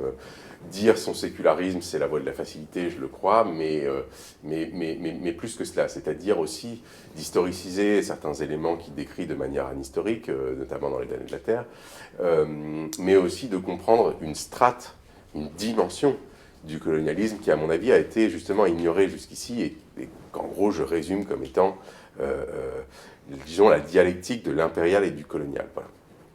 Donc je pense que la sécularisation est un effet. Alors pourquoi est-ce que je dis ça pour dire que au fond, et c'est ça que j'essaie de faire, c'est que l'impérialité n'est pas, si tu veux, pour moi, un principe d'explication unitaire de l'histoire, ça n'est pas une cause, et je vais revenir sur la question de la causalité, parce que c'est un point très important que tu as mentionné, il faut que je réponde. N'est pas un principe, si tu veux, qui serait agissant comme ça partout. Je sais bien qu'il y a peut-être des formulations qui donnent ça à penser, qui donnent à penser cela, mais c'est pas ce que je veux dire. Ça me paraît vraiment être un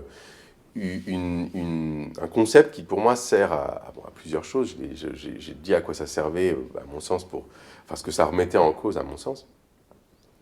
Mais je dirais, si je devais résumer, que l'enjeu, c'est de dire, au fond, on a toute la tradition qui vient plus ou moins de Carl Schmitt, consiste à dire « Regardez à quel point la modernité que vous croyez laïque est en fait irriguée par des questions théologiques et irriguée par le christianisme », d'un côté, et de l'autre, les critiques qui consistent à dire « Mais non, mais regardez à quel point la modernité est coloniale. » Bon. Et en fait, les deux ont raison et les deux ont tort, puisque, à mon avis, ce qui manque dans les deux cas, c'est quelque chose qui les relie, et c'est ça que j'appelle l'impérialité. Ça permet de dire au premier, à chaque fois qu'il y a des effets de transfert du théologique vers le politique, il y a toujours plus ou moins une forme impériale qui se cache derrière, c'est-à-dire un empereur plus ou moins caché, quoi. Et qui permet de comprendre comment ça se transfère du théologique vers le politique. Ça permet aussi de ne pas aller trop vite quand on dit « nous sommes encore chrétiens » ou nous sommes encore dans le christianisme, etc., puisque même ce qu'on appelle christianisme, au fond, c'est plusieurs couches, et il y a une couche romaine, impériale précisément, qui permet de comprendre quelque chose qui n'est pas souvent compris, c'est comment le christianisme devient occidental, s'occidentalise, puisque comme tu sais, et comme beaucoup, il y a un christianisme africain qui n'est pas qu'une production coloniale, et il y a un christianisme entre guillemets oriental qui n'est certainement pas une production moderne. Et de l'autre côté, ça consistait à dire, mais évidemment qu'il y a un racisme colonial, évidemment que la race est au centre du colonialisme, mais au fond, la question du rapport entre politique et religion l'est tout autant. Et c'est pour ça qu'il faut faire un lien entre, d'un côté, disons, la théologie politique, ou les questions théologico-politiques, et les questions coloniales. Et c'est cette liaison, si tu veux, qui m'intéresse et que permet le concept d'impérialité. Maintenant, sur la question de la causalité. C'est une question qui est difficile, c'est pour ça que je veux y répondre. Je déteste mettre de côté les questions qui fâchent et qui sont problématiques, puisqu'à mon avis, c'est comme ça qu'on pense, quoi. Bon. Tu me contrediras pas. Au fond, je ne sais pas, c'est peut-être ça qu'on appelle la dialectique. Bon. Alors justement, je ne pense pas, je te l'ai dit, hein, pour moi, l'impérialité, c'est vraiment une manière de comprendre un certain type de langage. C'est pour ça que j'ai appelé ça une dimension plus qu'une cause. Maintenant, tu me diras, mais quid alors de la sécularisation et donc de cette question du sécularocène. Mais précisément, si j'ai proposé cette notion, et je ne l'ai pas suffisamment dit dans le livre, et je voudrais écrire davantage là-dessus, c'est que si tu parles de sécularocène, et donc que tu mets la sécularisation effectivement au centre de l'attention, on va dire que pour moi, il n'y a pas de contradiction, hein, c'est-à-dire que ça complète quelque chose, ça montre une autre dimension que par exemple capitalocène, mais précisément, ça n'a pas le même statut. C'est-à-dire que pour moi, ça n'est pas un agent.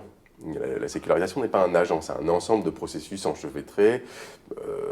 J'ai essayé de mettre de l'ordre dedans, mais effectivement, tout ça est entremêlé, plus ou moins chaotique. Mais ce qui me paraît très important, et c'est sur ça que je voudrais insister, si tu veux, c'est que si tant est que je lui attribue le statut de cause, ça n'est pas une cause unique, et c'est certainement pas le même statut que quelque chose comme l'humanité ou le capitalisme a. C'est un autre type de statut, précisément parce que, comme je le dis, c'est un ensemble de processus davantage qu'un agent. Alors, tu me diras, qu'est-ce que ça change vraiment? Je ne peux pas déployer toutes les conséquences là, parce que je suis en train de penser avec la situation, mais à mon avis, ça change des choses, quoi. Maintenant, je vais revenir à ce que tu as dit je ne sais plus quand c'était, mais j'aimerais bien dire des choses là-dessus. Tu vois, j'essaie de suivre, mais c'est comme ça, c'est Enfin bon. Il y a ce que tu disais sur la centralité de la colonisation française et sur le fait que c'était quelque chose de rare, et en tout cas que c'était pas si commun si je t'ai bien compris, en tout cas dans la théorie postcoloniale et plus récemment la théorie décoloniale. Effectivement, ça c'est lié à quelque chose, je préfère le dire très simplement, je l'ai déjà dit, lié au fait que je parle à partir d'une situation, ça aussi c'est pas forcément explicité dans le livre, peut-être, dans l'introduction où il est question d'une perspective nord-africaine. Bon. Et c'est cette perspective-là, en fait, que j'assume, puisque je suis constitué d'une certaine manière, de cette manière, par ce biais-là. Et donc ça détermine évidemment ce que je dis. Néanmoins, je pense qu'on a trop souvent opposé, si tu veux, les points de vue situés au point de vue englobant, en disant, bon, si vous êtes situé, c'est que vous pouvez dire que quelque chose de fragmentaire, alors que je pense qu'un point de vue situé, c'est un point de vue sur le tout, si tu me permets l'expression. Alors c'est ça que j'essaie de faire. Alors ça explique plusieurs choses.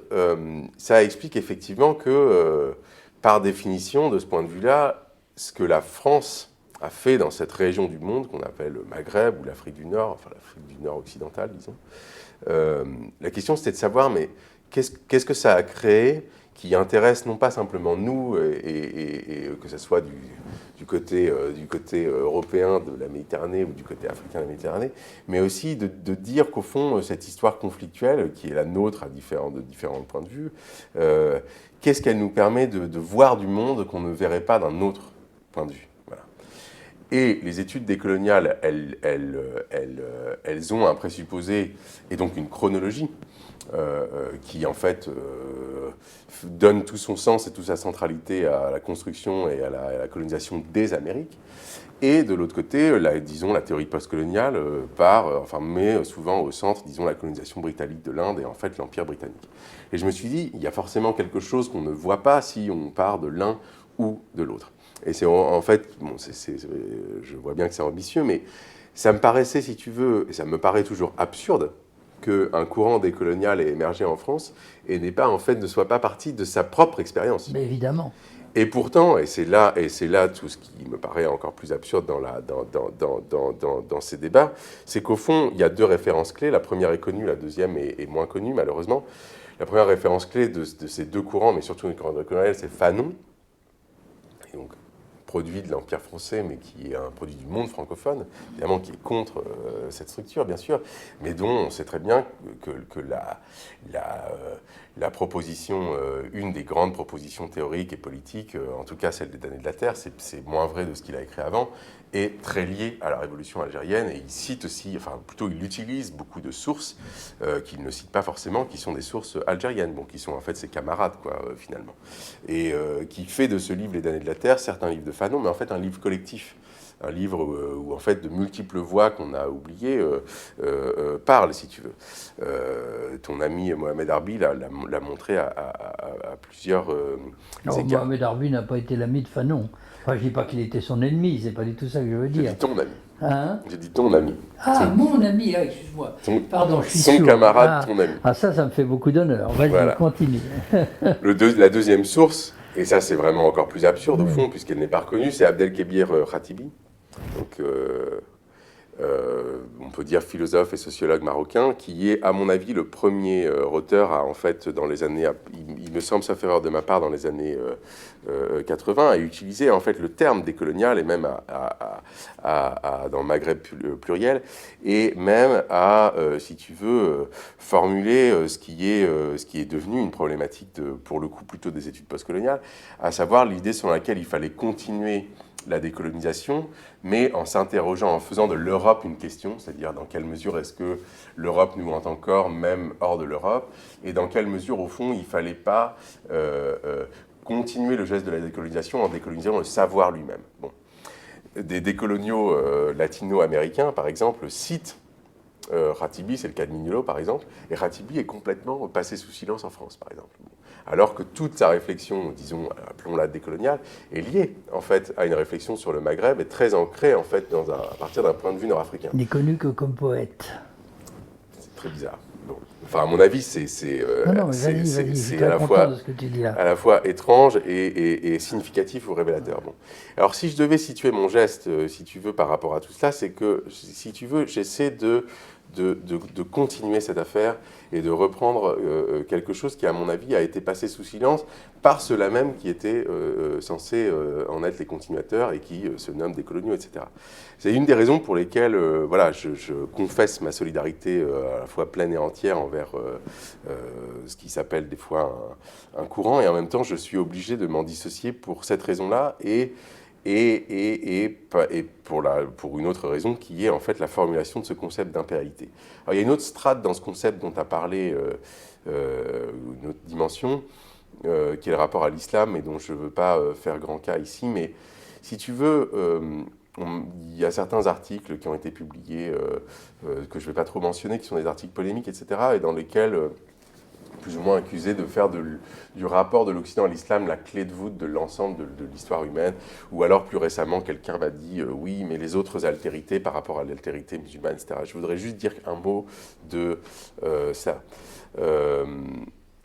La première chose, c'est, au fond, ce qu'on peut répondre, c'est quelque chose que Saïd a dit depuis très longtemps, dans l'orientalisme, consistant à dire, mais il y a quelque chose de spécifique. Évidemment qu'il y a d'autres altérités, enfin, je veux dire, il faut être stupide pour ne pas voir qu'il y a d'autres altérités, il y a d'autres mondes.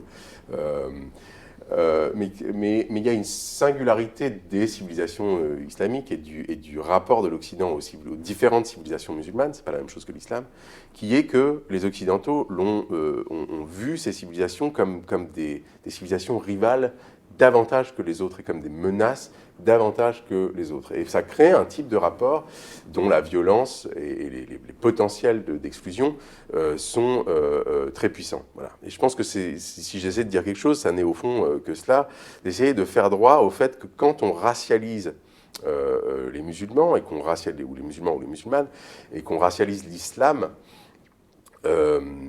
au fond, il y a une dimension politique et religieuse qui fait que la violence de ce racisme est particulièrement dangereuse, précisément parce que c'est un racisme qui n'apparaît pas comme du racisme. Précisément parce que, et c'est ce qu'on dit souvent, oui mais non, on critique simplement une religion, on ne critique pas une communauté, etc. Et ça rend au fond ce racisme légitime, moralement légitime, politiquement légitime, et ça a une capacité d'institutionnalisation et d'acceptation de ce racisme qui sont, à mon avis, plus fortes. Et à mon avis, ça se situe au cœur de beaucoup de problèmes qui se posent à la société française et par-delà. Donc ça, je pense que c'est quelque chose auquel il faut faire droit. Alors pourquoi? Quel est le lien avec cette notion d'impérialité? On me dira, bon, quel est le lien politiquement, à quoi ça sert, etc. Eh bien, en fait, si tu veux, je vais prendre un exemple très simple. Je ne dis pas du tout que ça serait la conséquence des croisades. Mais en revanche, en l'occurrence, je suis contre ces sortes de grandes continuités, etc. Sinon, je n'utiliserais pas le concept de sécularisation. Mais pourquoi est-ce que les croisades, ce n'est pas simplement, par exemple, le christianisme? Parce que le moment où les croisades commencent, c'est aussi un moment où, de façon très étrange, l'Église romaine se considère comme impériale. C'est-à-dire qu'il y a une impérialisation de l'Église romaine, c'est-à-dire, en gros, pour le dire simplement, le pape se prend pour l'empereur, quoi, et donc il n'a plus besoin de l'empereur, et c'est lui l'empereur.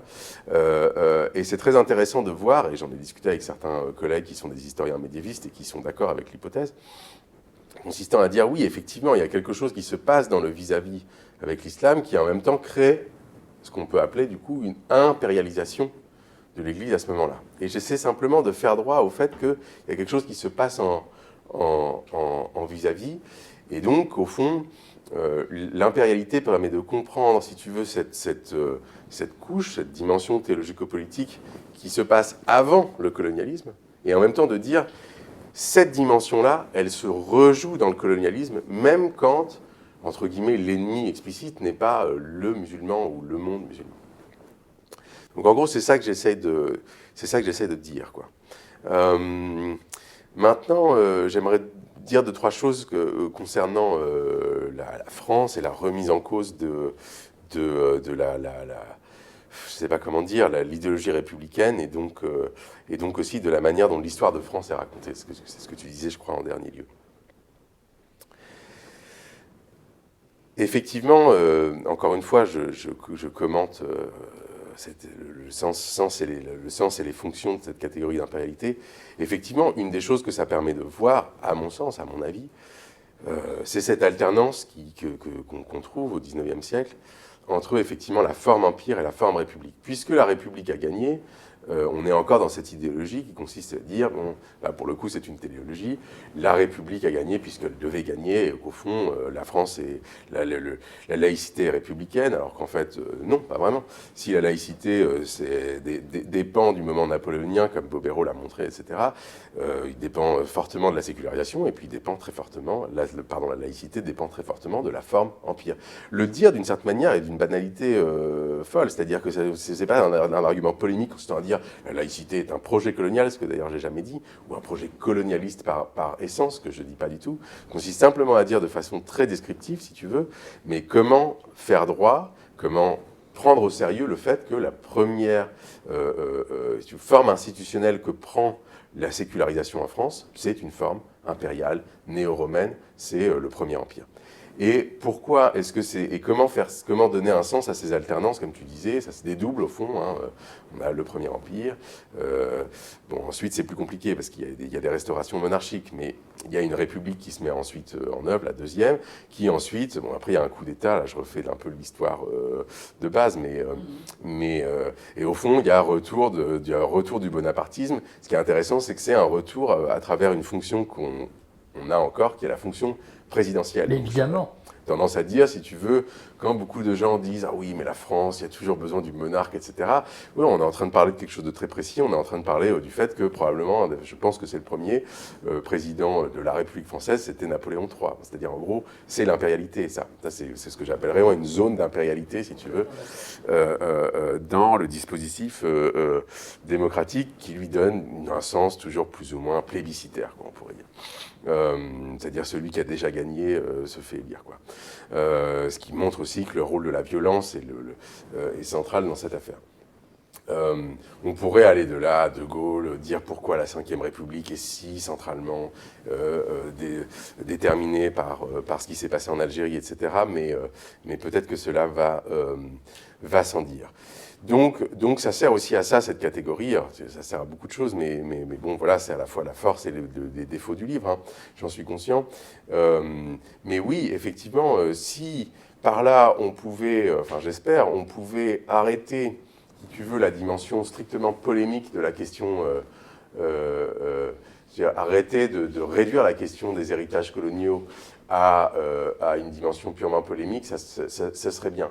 Mais si tu veux, c'est vraiment aussi une manière de dire, mais évidemment qu'on a raison de dire que la colonisation n'explique pas tout. Tu m'avais fait ces objections-là à plusieurs reprises, etc. Et je les entends parfaitement. Dans la laïcité.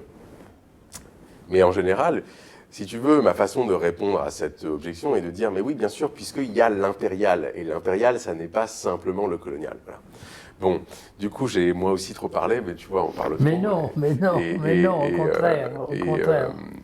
Et voilà, donc si tu veux, c'est ça que j'aurais à dire. Et c'est vrai que là, on a fait le tour de rien du tout, mais au moins on aura parlé d'un certain nombre de choses. Merci beaucoup, Mohamed.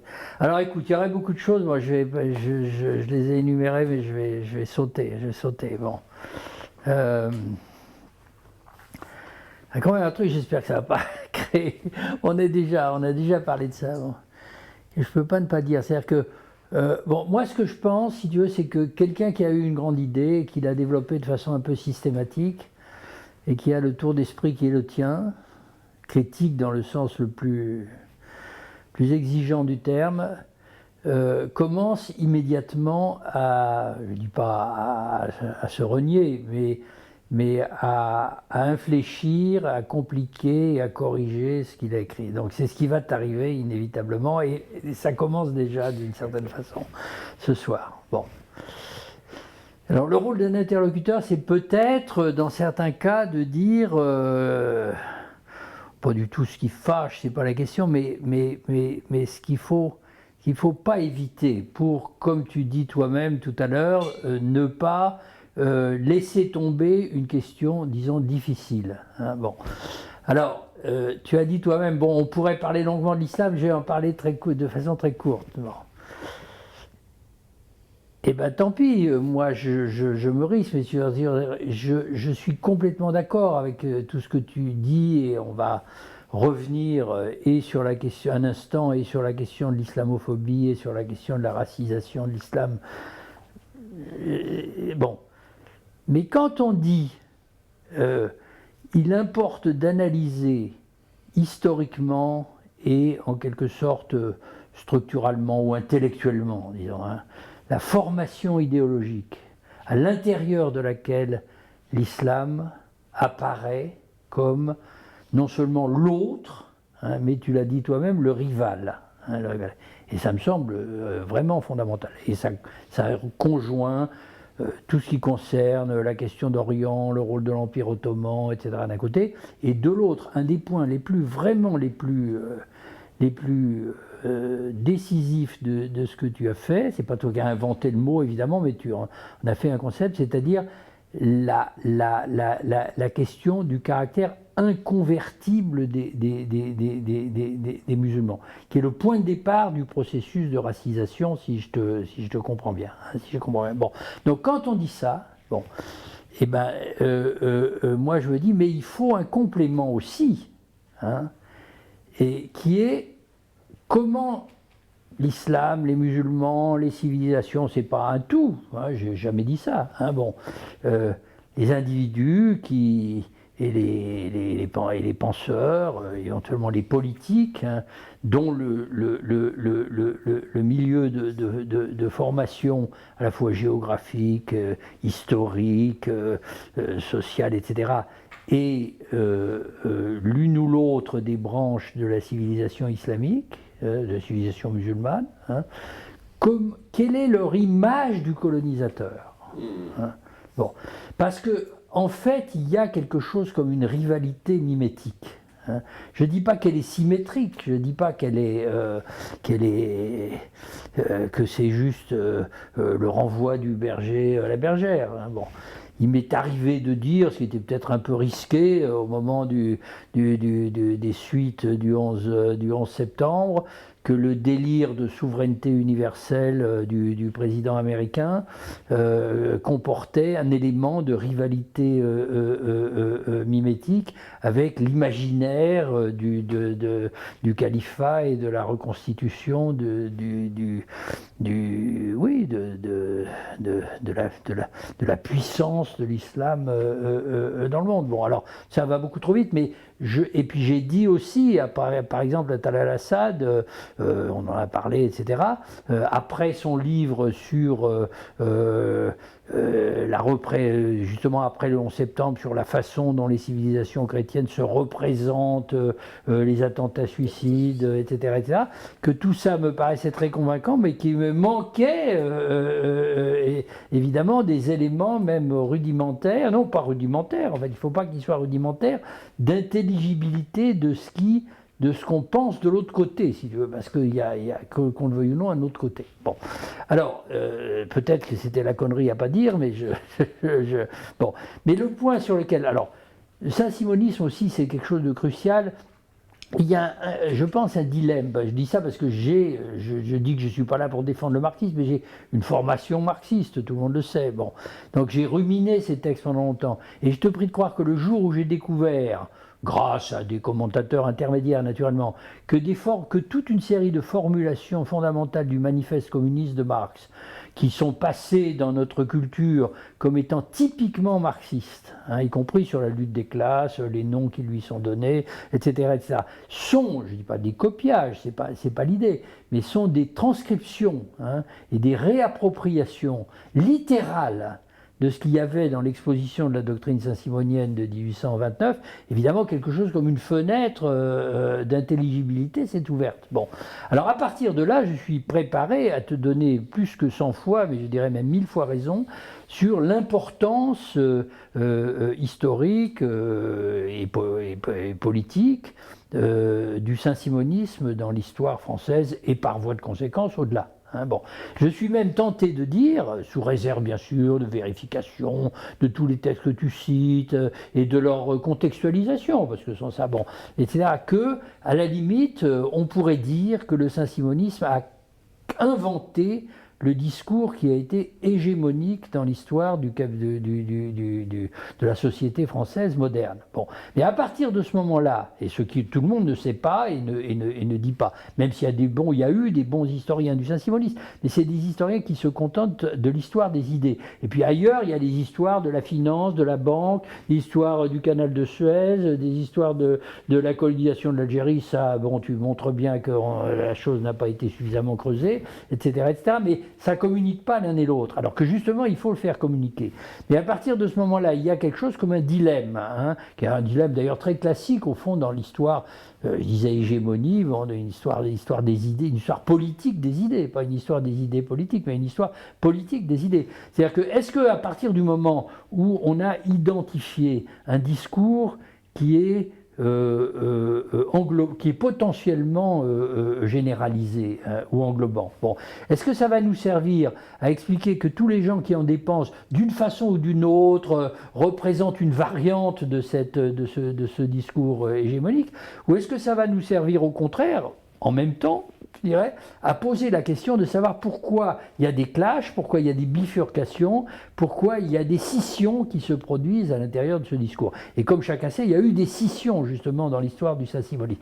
Donc la question que j'ai envie de poser, pas du tout pour réfuter ce que tu dis, mais pour le continuer, c'est la question de savoir comment il se fait, si tu veux, que ce discours se coupe en deux, hein, bon, et qu'il conduit d'un côté à Marx et de l'autre côté à la doctrine coloniale française. Alors naturellement, on pourrait dire, bah, c'est parce qu'en réalité, Marx, d'une certaine façon, fait partie de la doctrine coloniale française, mais je pense que tu ne diras pas une chose pareille, et d'ailleurs tu as dit le contraire aujourd'hui. Bon, une dernière petite remarque avant mon point principal, sur l'histoire de la laïcité, mais on l'a dit tous les deux finalement d'une certaine façon, hein, bon, et le dialogue avec Bobéro est très intéressant de ce point de vue. Bien entendu que les structures de la laïcité française, en tant que c'est une institution, en tant que c'est une structure institutionnelle, ne viennent pas de la loi de 1905, mais viennent, en tout cas autant et plus, de Napoléon. Et on le voit tous les jours aujourd'hui,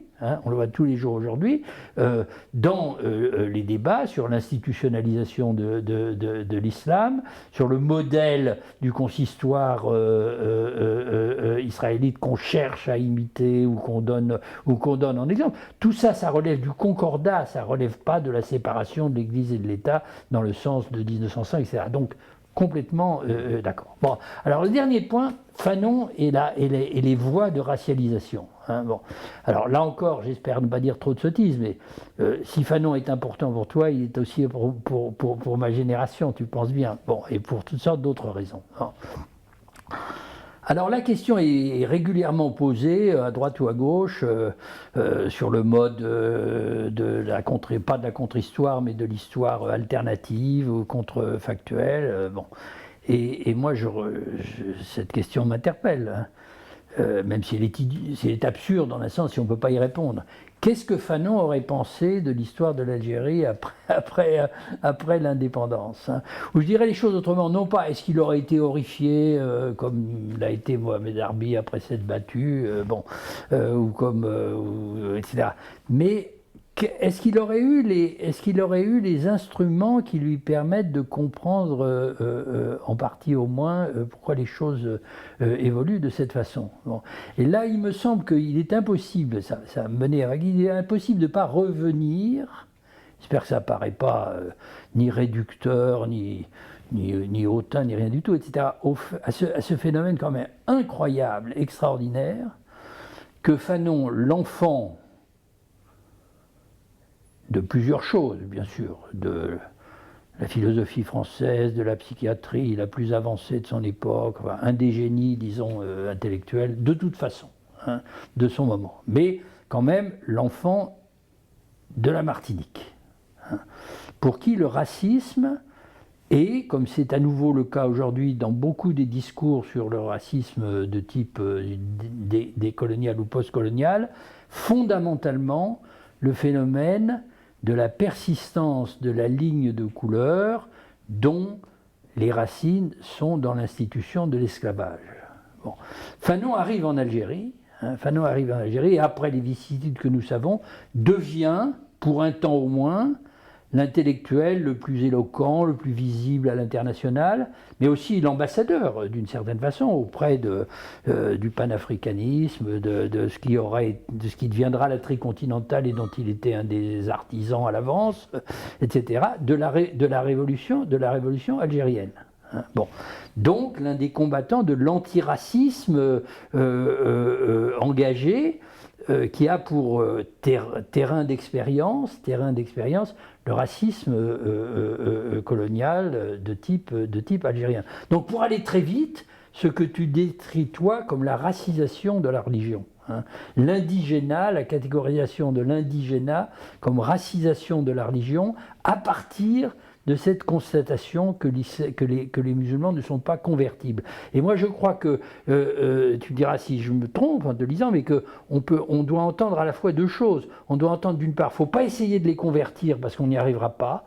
Hein, l'islam est un discours et une pratique qui sont suffisamment puissants, en tout cas autant que le christianisme, etc., et que donc il ne faut pas imaginer qu'on pourra, etc. Bon, qui est aussi probablement la constatation que font les Anglais en Inde, d'où ton parallèle très intéressant sur le point entre l'Inde et l'Algérie. Mais il faut aussi l'entendre justement en ayant vu la question de la racisation, c'est-à-dire puisqu'ils sont inconvertibles, ou parce qu'ils sont inconvertibles, essayons de penser cette caractéristique mentale, spirituelle, culturelle, comme constituant le fond même de la différence raciale qui nous sépare. Hein. Bon. De toute façon, dans le racisme, sous une forme ou sous une autre, il y a, comme disait Colette Guillaumin, une naturalisation, une assignation d'identité dont les individus sont les porteurs, en même temps que les prisonniers, à laquelle ils auront beau faire, ils n'échapperont jamais. Hein, bon, et ben là, ça pouvait pas être la couleur ou autre chose, etc. Il fallait que ça soit cette identité religieuse devant laquelle le discours de la conversion chrétienne est. Il y a un truc incroyable dans ton livre. Il y en a plein, mais dans lequel j'ai pas pu m'empêcher de sursauter parce que je le savais pas. Hein, je me suis dit, j'aurais dû le savoir. C'est que les Algériens, les Arabes ou Berbères, ou, bon, admettons le terme de berbère, ou amazir, convertis au christianisme, étaient désignés sous le nom de musulmans chrétiens. Ça ne s'invente pas un truc pareil. Hein. Et là, le racisme, la racisation par la voie religieuse ou par la voie de la critique de la religion est en quelque sorte tangible. Alors je me dis, Fanon arrive en Algérie avec une certaine expérience qui sous-tend une certaine façon de comprendre le problème racial. Et il se trouve plongé dans un cadre où cette caractéristique existe peut-être, mais n'est pas au premier plan, et où le processus de racisation obéit à une autre logique complètement différente. Ça n'a pas pu ne pas créer une espèce de conflit intérieur. Et ce conflit intérieur, enfin, on l'a résolu par la pratique, naturellement, par l'engagement révolutionnaire et par l'internationalisme, que tu appelais tout à l'heure son universalisme. Mais la question ressurgit ou ressort à un moment ou à un autre. Et comme en ce moment, pour moi, je ne dis pas que le capital sécularocène, ça ne soit pas une question très importante, mais la question du racisme est d'une certaine façon une question en soi. C'est une question qui appelle une réflexion en soi. Hein, bon. Et j'entends un discours que le gouvernement français lui-même désigne comme l'adversaire, etc. Bon, qui est, alors disons importé des États-Unis si on veut, bon, qui privilégie, hein, je ne dis pas qu'il ne garde que ça, mais enfin qui privilégie quand même très fortement la lignée couleur esclavage.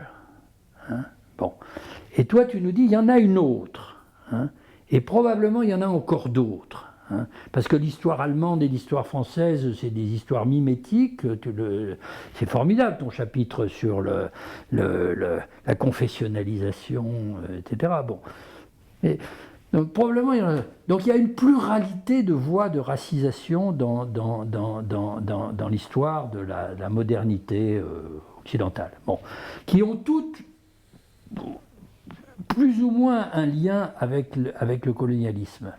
Mais pas le même, pas au même endroit, et même pas tous. Hein, et même pas tous. Hein. Et je crois que faut pas travailler à la réduction de ces différences. En tout cas, personnellement, quand je voudrais essayer d'y voir un peu plus clair, je trouve plus de ressources du côté de l'hétérogénéité, si tu veux, que du côté de la simplicité. Ouais, alors du coup, il y a évidemment beaucoup de choses, mais je vais partir du début. Dans la question de l'islam, ça ne veut pas dire grand-chose en tant que tel, mais il y a énormément de choses à faire et à déconstruire. Comme tu sais, on a souvent dit la catégorie, il ne faut pas confondre islam avec une majuscule et islam avec une minuscule, etc. Je pense que c'est tout à fait vrai.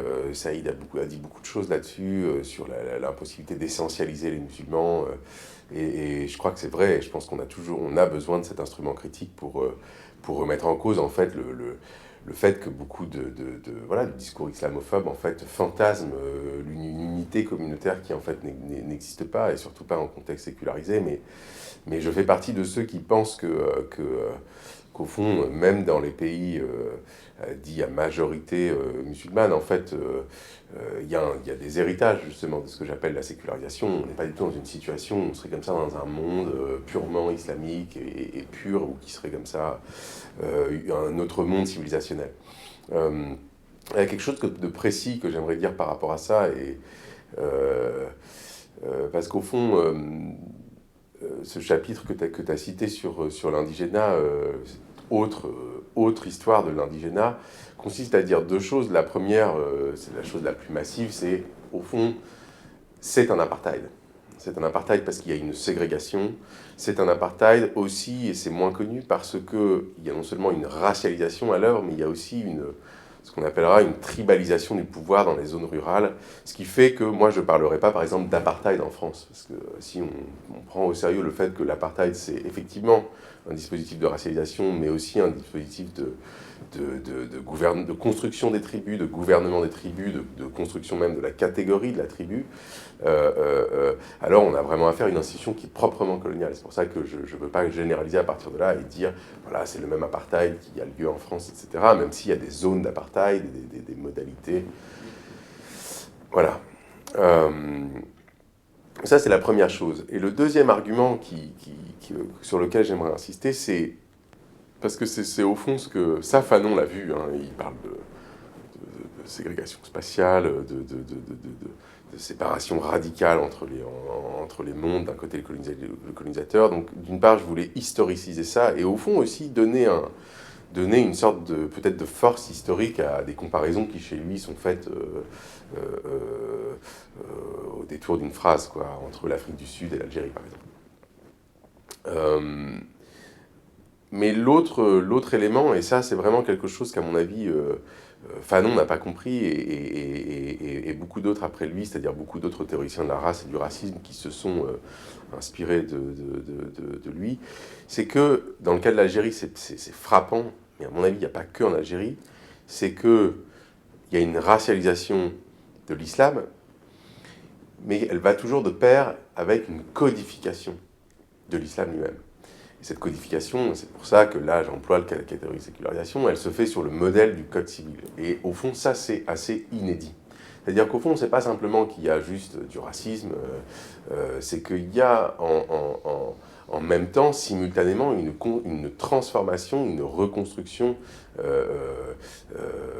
qui en fait est un bouleversement de fond en comble de ce qu'on appelle l'islam en fait. Donc c'est un effet très réel sur comment cette religion est pratiquée, sur la manière dont au fond elle est même vécue.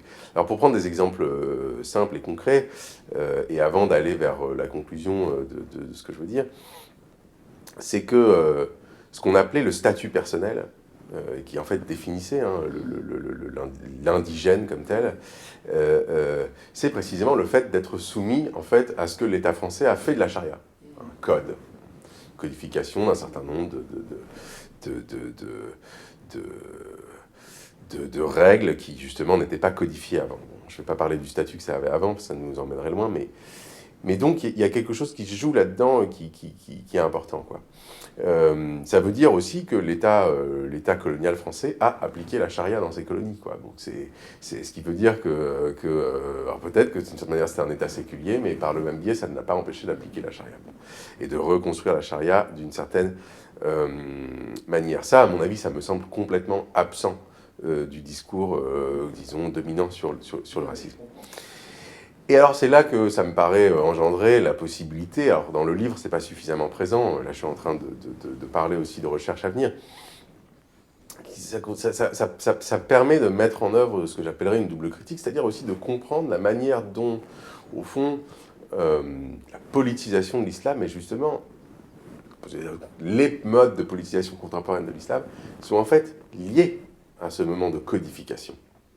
Ils sont aussi, eux, héritiers du fait que l'islam est devenu, ou que la charia est devenue comme ça un code, ou qu'elle a pu être codifiée et donc intégrée dans le corps de l'État moderne, en gros.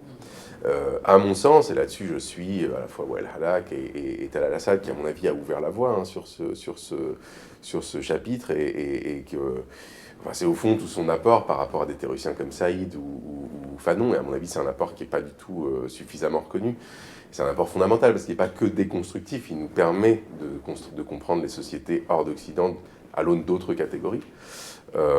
Et au fond, ça permet, et c'est là au fond que les accusations du type « vous êtes des islamistes déguisés », etc., sont non seulement très problématiques, politiquement malhonnêtes, etc., mais sont aussi épistémologiquement complètement à côté de la plaque, si tu me permets le mot. C'est que précisément, ça permet de mettre en œuvre une critique de ce qu'on appelle parfois, de façon trop générale, l'islamisme, qui est, à mon avis, précisément redoutable, puisque ça consiste à montrer que ces phénomènes qui se posent justement en opposition à l'Occident, de manière plus ou moins culturaliste, sont en fait complètement tributaires de processus que l'Occident a amorcés, si tant est qu'on veuille employer cette catégorie, et qui sont en fait tout aussi, si tu veux, séculiers que certaines des formes auxquelles précisément ces formations politiques religieuses s'opposent, c'est-à-dire justement la laïcité.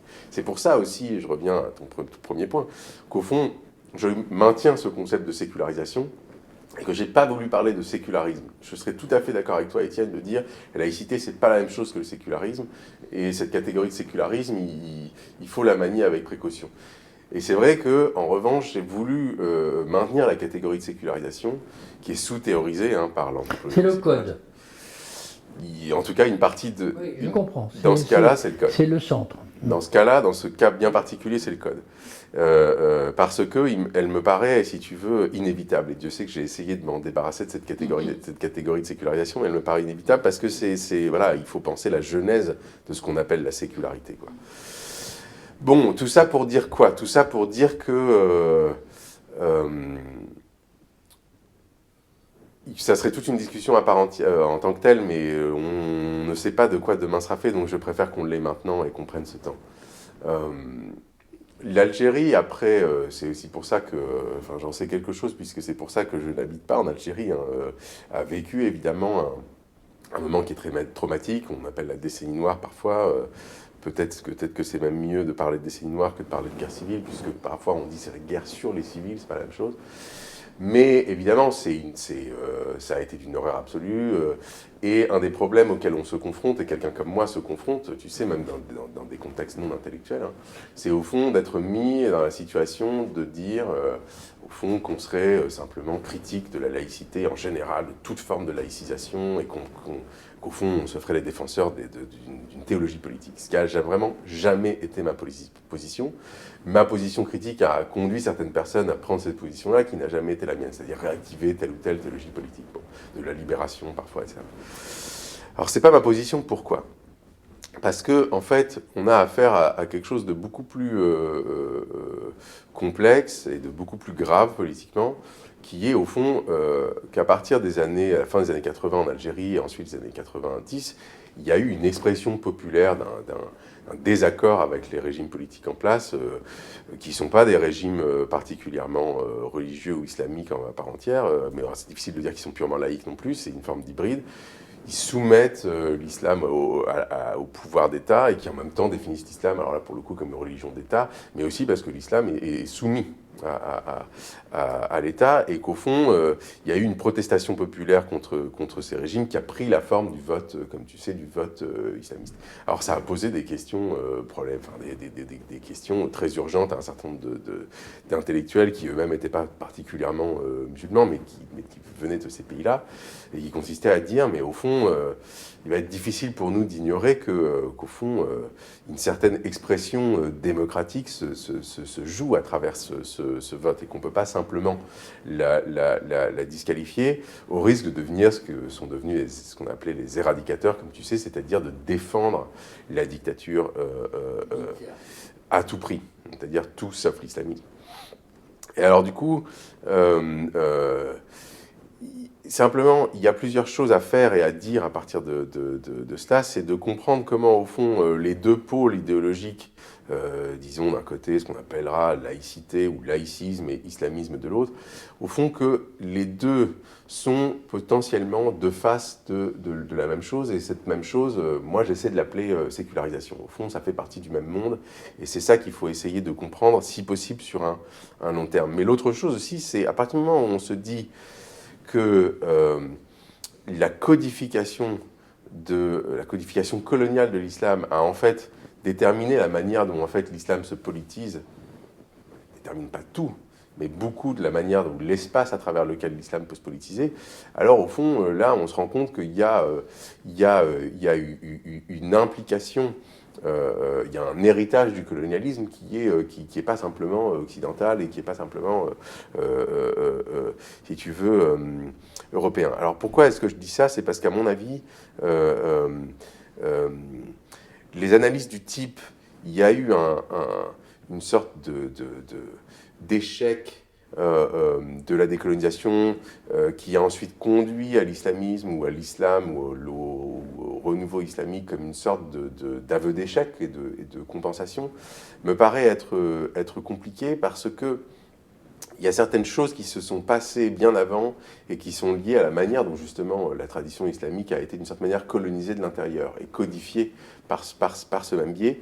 Et alors c'est ce que j'essaie de dire depuis tout à l'heure, il ne faut pas penser que ça soit purement religieux et que ça n'ait rien à voir avec ce qu'on appelle par ailleurs la sécularisation. C'est au fond ça que j'essaie de formuler avec d'autres. Et ça, bien sûr, c'est pas une pure continuité de voilà, nous sommes encore colonisés. C'est beaucoup plus complexe que ça. Maintenant, en ce qui concerne ce qui se passe, si tu veux, aujourd'hui, ici, en France, peut-être que tu seras en désaccord avec ça, mais je pense que c'est important de le dire. La montée de l'extrême droite, qui est extrêmement préoccupante, voire d'un certain type de fascisme, je pense qu'on peut oser le terme, est liée, et ça, je pense qu'il faut le dire, je crois, à vraiment la réactivation de certains discours qui sont très, si tu me permets la formule, 19e siècle.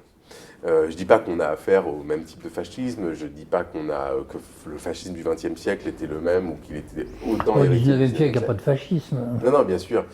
Mais il y a certains discours, si tu veux, du type, alors c'est un des points de départ du livre, du type nous sommes laïcisés parce que nous avons séparé la politique et la religion. Eux, et en ce moment évidemment, eux c'est souvent musulmans et musulmanes, ils ne séparent pas la politique et la religion, donc ils constituent une menace réels, et ils vont nous coloniser parce que ce sont des fous fanatiques, etc., me paraît être vraiment redevenu au cœur, disons, d'une certaine idéologie fasciste. Alors, et là, je suis tout à fait d'accord.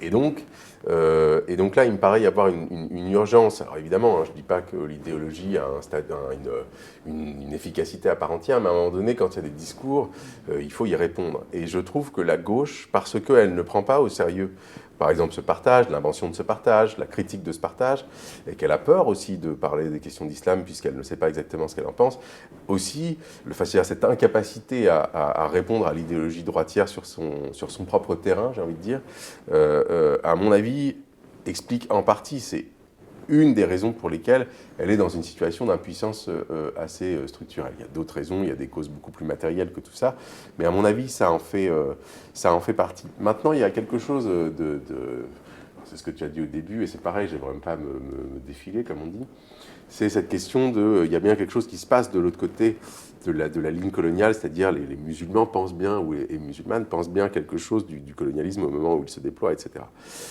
Il y a une chose très simple que je voudrais te dire, que peut-être jamais j'avais réussi à formuler comme ça de façon aussi simple, c'est, tu sais, c'est pas parce que je suis qui je suis que je suis nécessairement en solidarité a priori avec toutes les voix musulmanes qui se sont exprimées dans le monde entier. Attribuer cette non, idée mais non, pas du tout. Moi, je te le dis.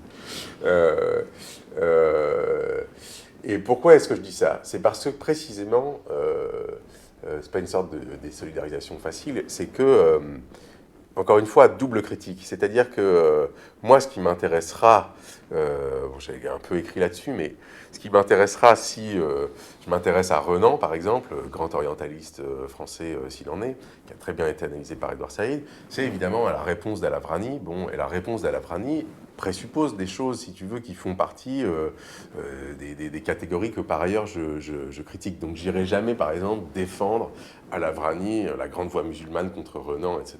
Il y a des choses qu'il a dit qui sont importantes et intéressantes. Ce serait déjà pas mal qu'on l'enseigne dans les universités françaises. Ça serait déjà pas mal, qu'on lise la réponse déjà. Et qu'on connaisse son existence. Puisque précisément, Al-Afrani, quand il répond à Renan, présuppose... Et je vais t'avouer que moi je ne l'ai pas lu.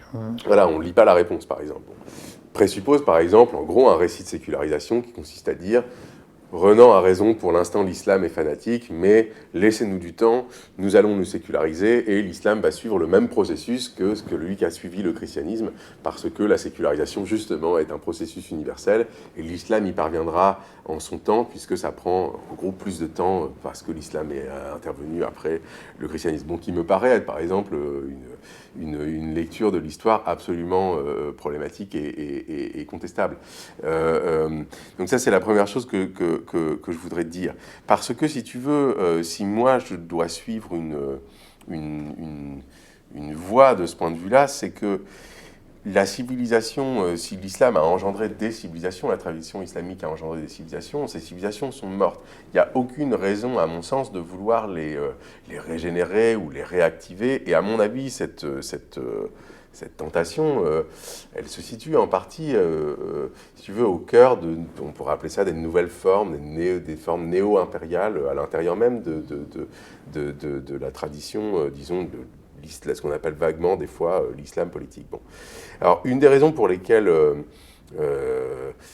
si tu veux, ce que je fais, à mon sens, n'a absolument rien à voir avec ça, même si parfois ça arrive d'être accusé de ça dans la circonstance actuelle, c'est un des grands dangers, mais bon, c'est comme ça.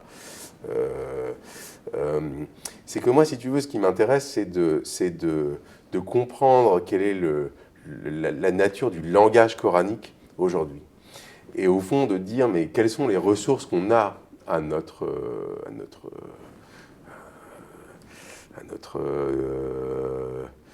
comment appeler ça ? J'allais dire disposition, j'aime pas le mot, mais disons ça. Tout simplement pour penser différemment. Et c'est ça qui m'intéresse, c'est aussi simple que ça, si tu veux. Et je pense qu'il y a certaines ressources, alors ça, tu me diras, c'est peut-être une croyance, mais c'est une croyance qui, à mon avis, n'est pas seulement la mienne, de comprendre quelles sont les ressources critiques à l'aune de notre temps, et qui sont des choses qui peut-être n'ont jamais été actualisées par les formations antérieures de la civilisation dite islamique. Et ce, dans un contexte qui est un contexte sécularisé, où nous sommes des minorités, et où, au fond, on n'est pas dans un contexte d'hégémonie. Parce que souvent, évidemment, l'idéologie droitière, ce à quoi elle aspire, c'est à dire à des gens comme moi et d'autres, mais au fond, ce que vous voulez, c'est recréer une forme hégémonique, etc. Ce qui, au fond, sont des versions plus ou moins intellectuelles de ce que l'extrême droite appelle le grand remplacement, qui consiste à nous dire vous voulez nous dominer, vous êtes les colons, etc., à renverser, au fond, à attribuer à l'autre ce que soi-même on fait, quoi. Donc moi, je pense que c'est extrêmement grave, et je pense en même temps, et tu m'y as invité plusieurs fois, que, effectivement, il est aussi impossible de simplement se cacher et de dire non, on n'a rien à voir avec ça, je cherche juste à penser de manière critique, hors de toute inscription dans cette tradition. La réponse est effectivement non, c'est vrai que je m'inscris dans cette tradition, mais seulement en partie et surtout simplement dans la mesure où cette source traditionnelle parmi d'autres sources, puisqu'il n'y a pas que ça qui compte, il n'y a pas que la source coranique, simplement de voir dans quelle mesure ce sont des ressources qui puissent nous faire penser tout simplement différemment. Et c'est là, à mon avis, que, une fois j'avais dit quelque chose et que je pourrais redire, c'est la question, c'est pas vraiment de savoir comment on définit l'islam, c'est de savoir comment est-ce que repenser l'islam nous fait penser différemment. Et inversement, comment est-ce qu'on doit penser différemment pour penser l'islam. C'est ça qui m'intéresse, si tu veux, et c'est ça qui me paraît être complètement, mais impossible, et rendu impossible par les faux débats et les horribles débats actuels. Et parce que tu vois, on disait à certains moments donnés, j'avais dit ça à Bob Béraud la dernière fois, oui, c'est très bien la séparation, et à mon avis, il y a des textes de Marx qui disent ça d'une certaine manière, mais pour moi, si on doit mesurer la dimension démocratique de ce qu'on appelle la laïcité, il faut voir, ça se mesure à l'aune du degré d'audibilité des minorités. Et ça a été complètement perdu, je pense, du sens commun derrière le mot de laïcité, qui est vraiment ce dispositif étatique, de protection. C'est-à-dire qu'au pire, c'est une destruction des autres voies, et au mieux, c'est une neutralisation de leur place dans l'espace public. Ouais. Et c'est quand même assez fou d'avoir qu'un dispositif qui était censé protéger les minorités devienne en fait une manière de... censé protéger les minorités, enfin bon... dans une certaine idée démocratique et libérale, qui d'une certaine manière n'a jamais existé, je suis d'accord avec toi. Mais tout ça pour dire que voilà, c'est devenu un instrument de défense de la majorité. Et d'une certaine manière, ça, c'est étrange. C'est devenu un instrument de conditionnement de la majorité. C'est ça que tu appelais tout à l'heure le fascisme. Voilà, exactement. Et donc pour finir, le dernier mot que j'aurais à te dire, c'est qu'effectivement la direction là qui m'intéresse de plus en plus, c'est qu'au fond, vu que nous sommes tous confrontés à cette catastrophe qu'on appelle écologique, il y a un moment donné où si on doit aller trouver des ressources dans les traditions qui nous précèdent, il faut bien qu'on essaie de penser ce sens commun de la Terre différemment. Et voilà. Et ça, j'espère que ça nous reliera par-delà les différences spirituelles et autres, quoi. Merci voilà. Mohamed, merci. Merci à toi. Merci.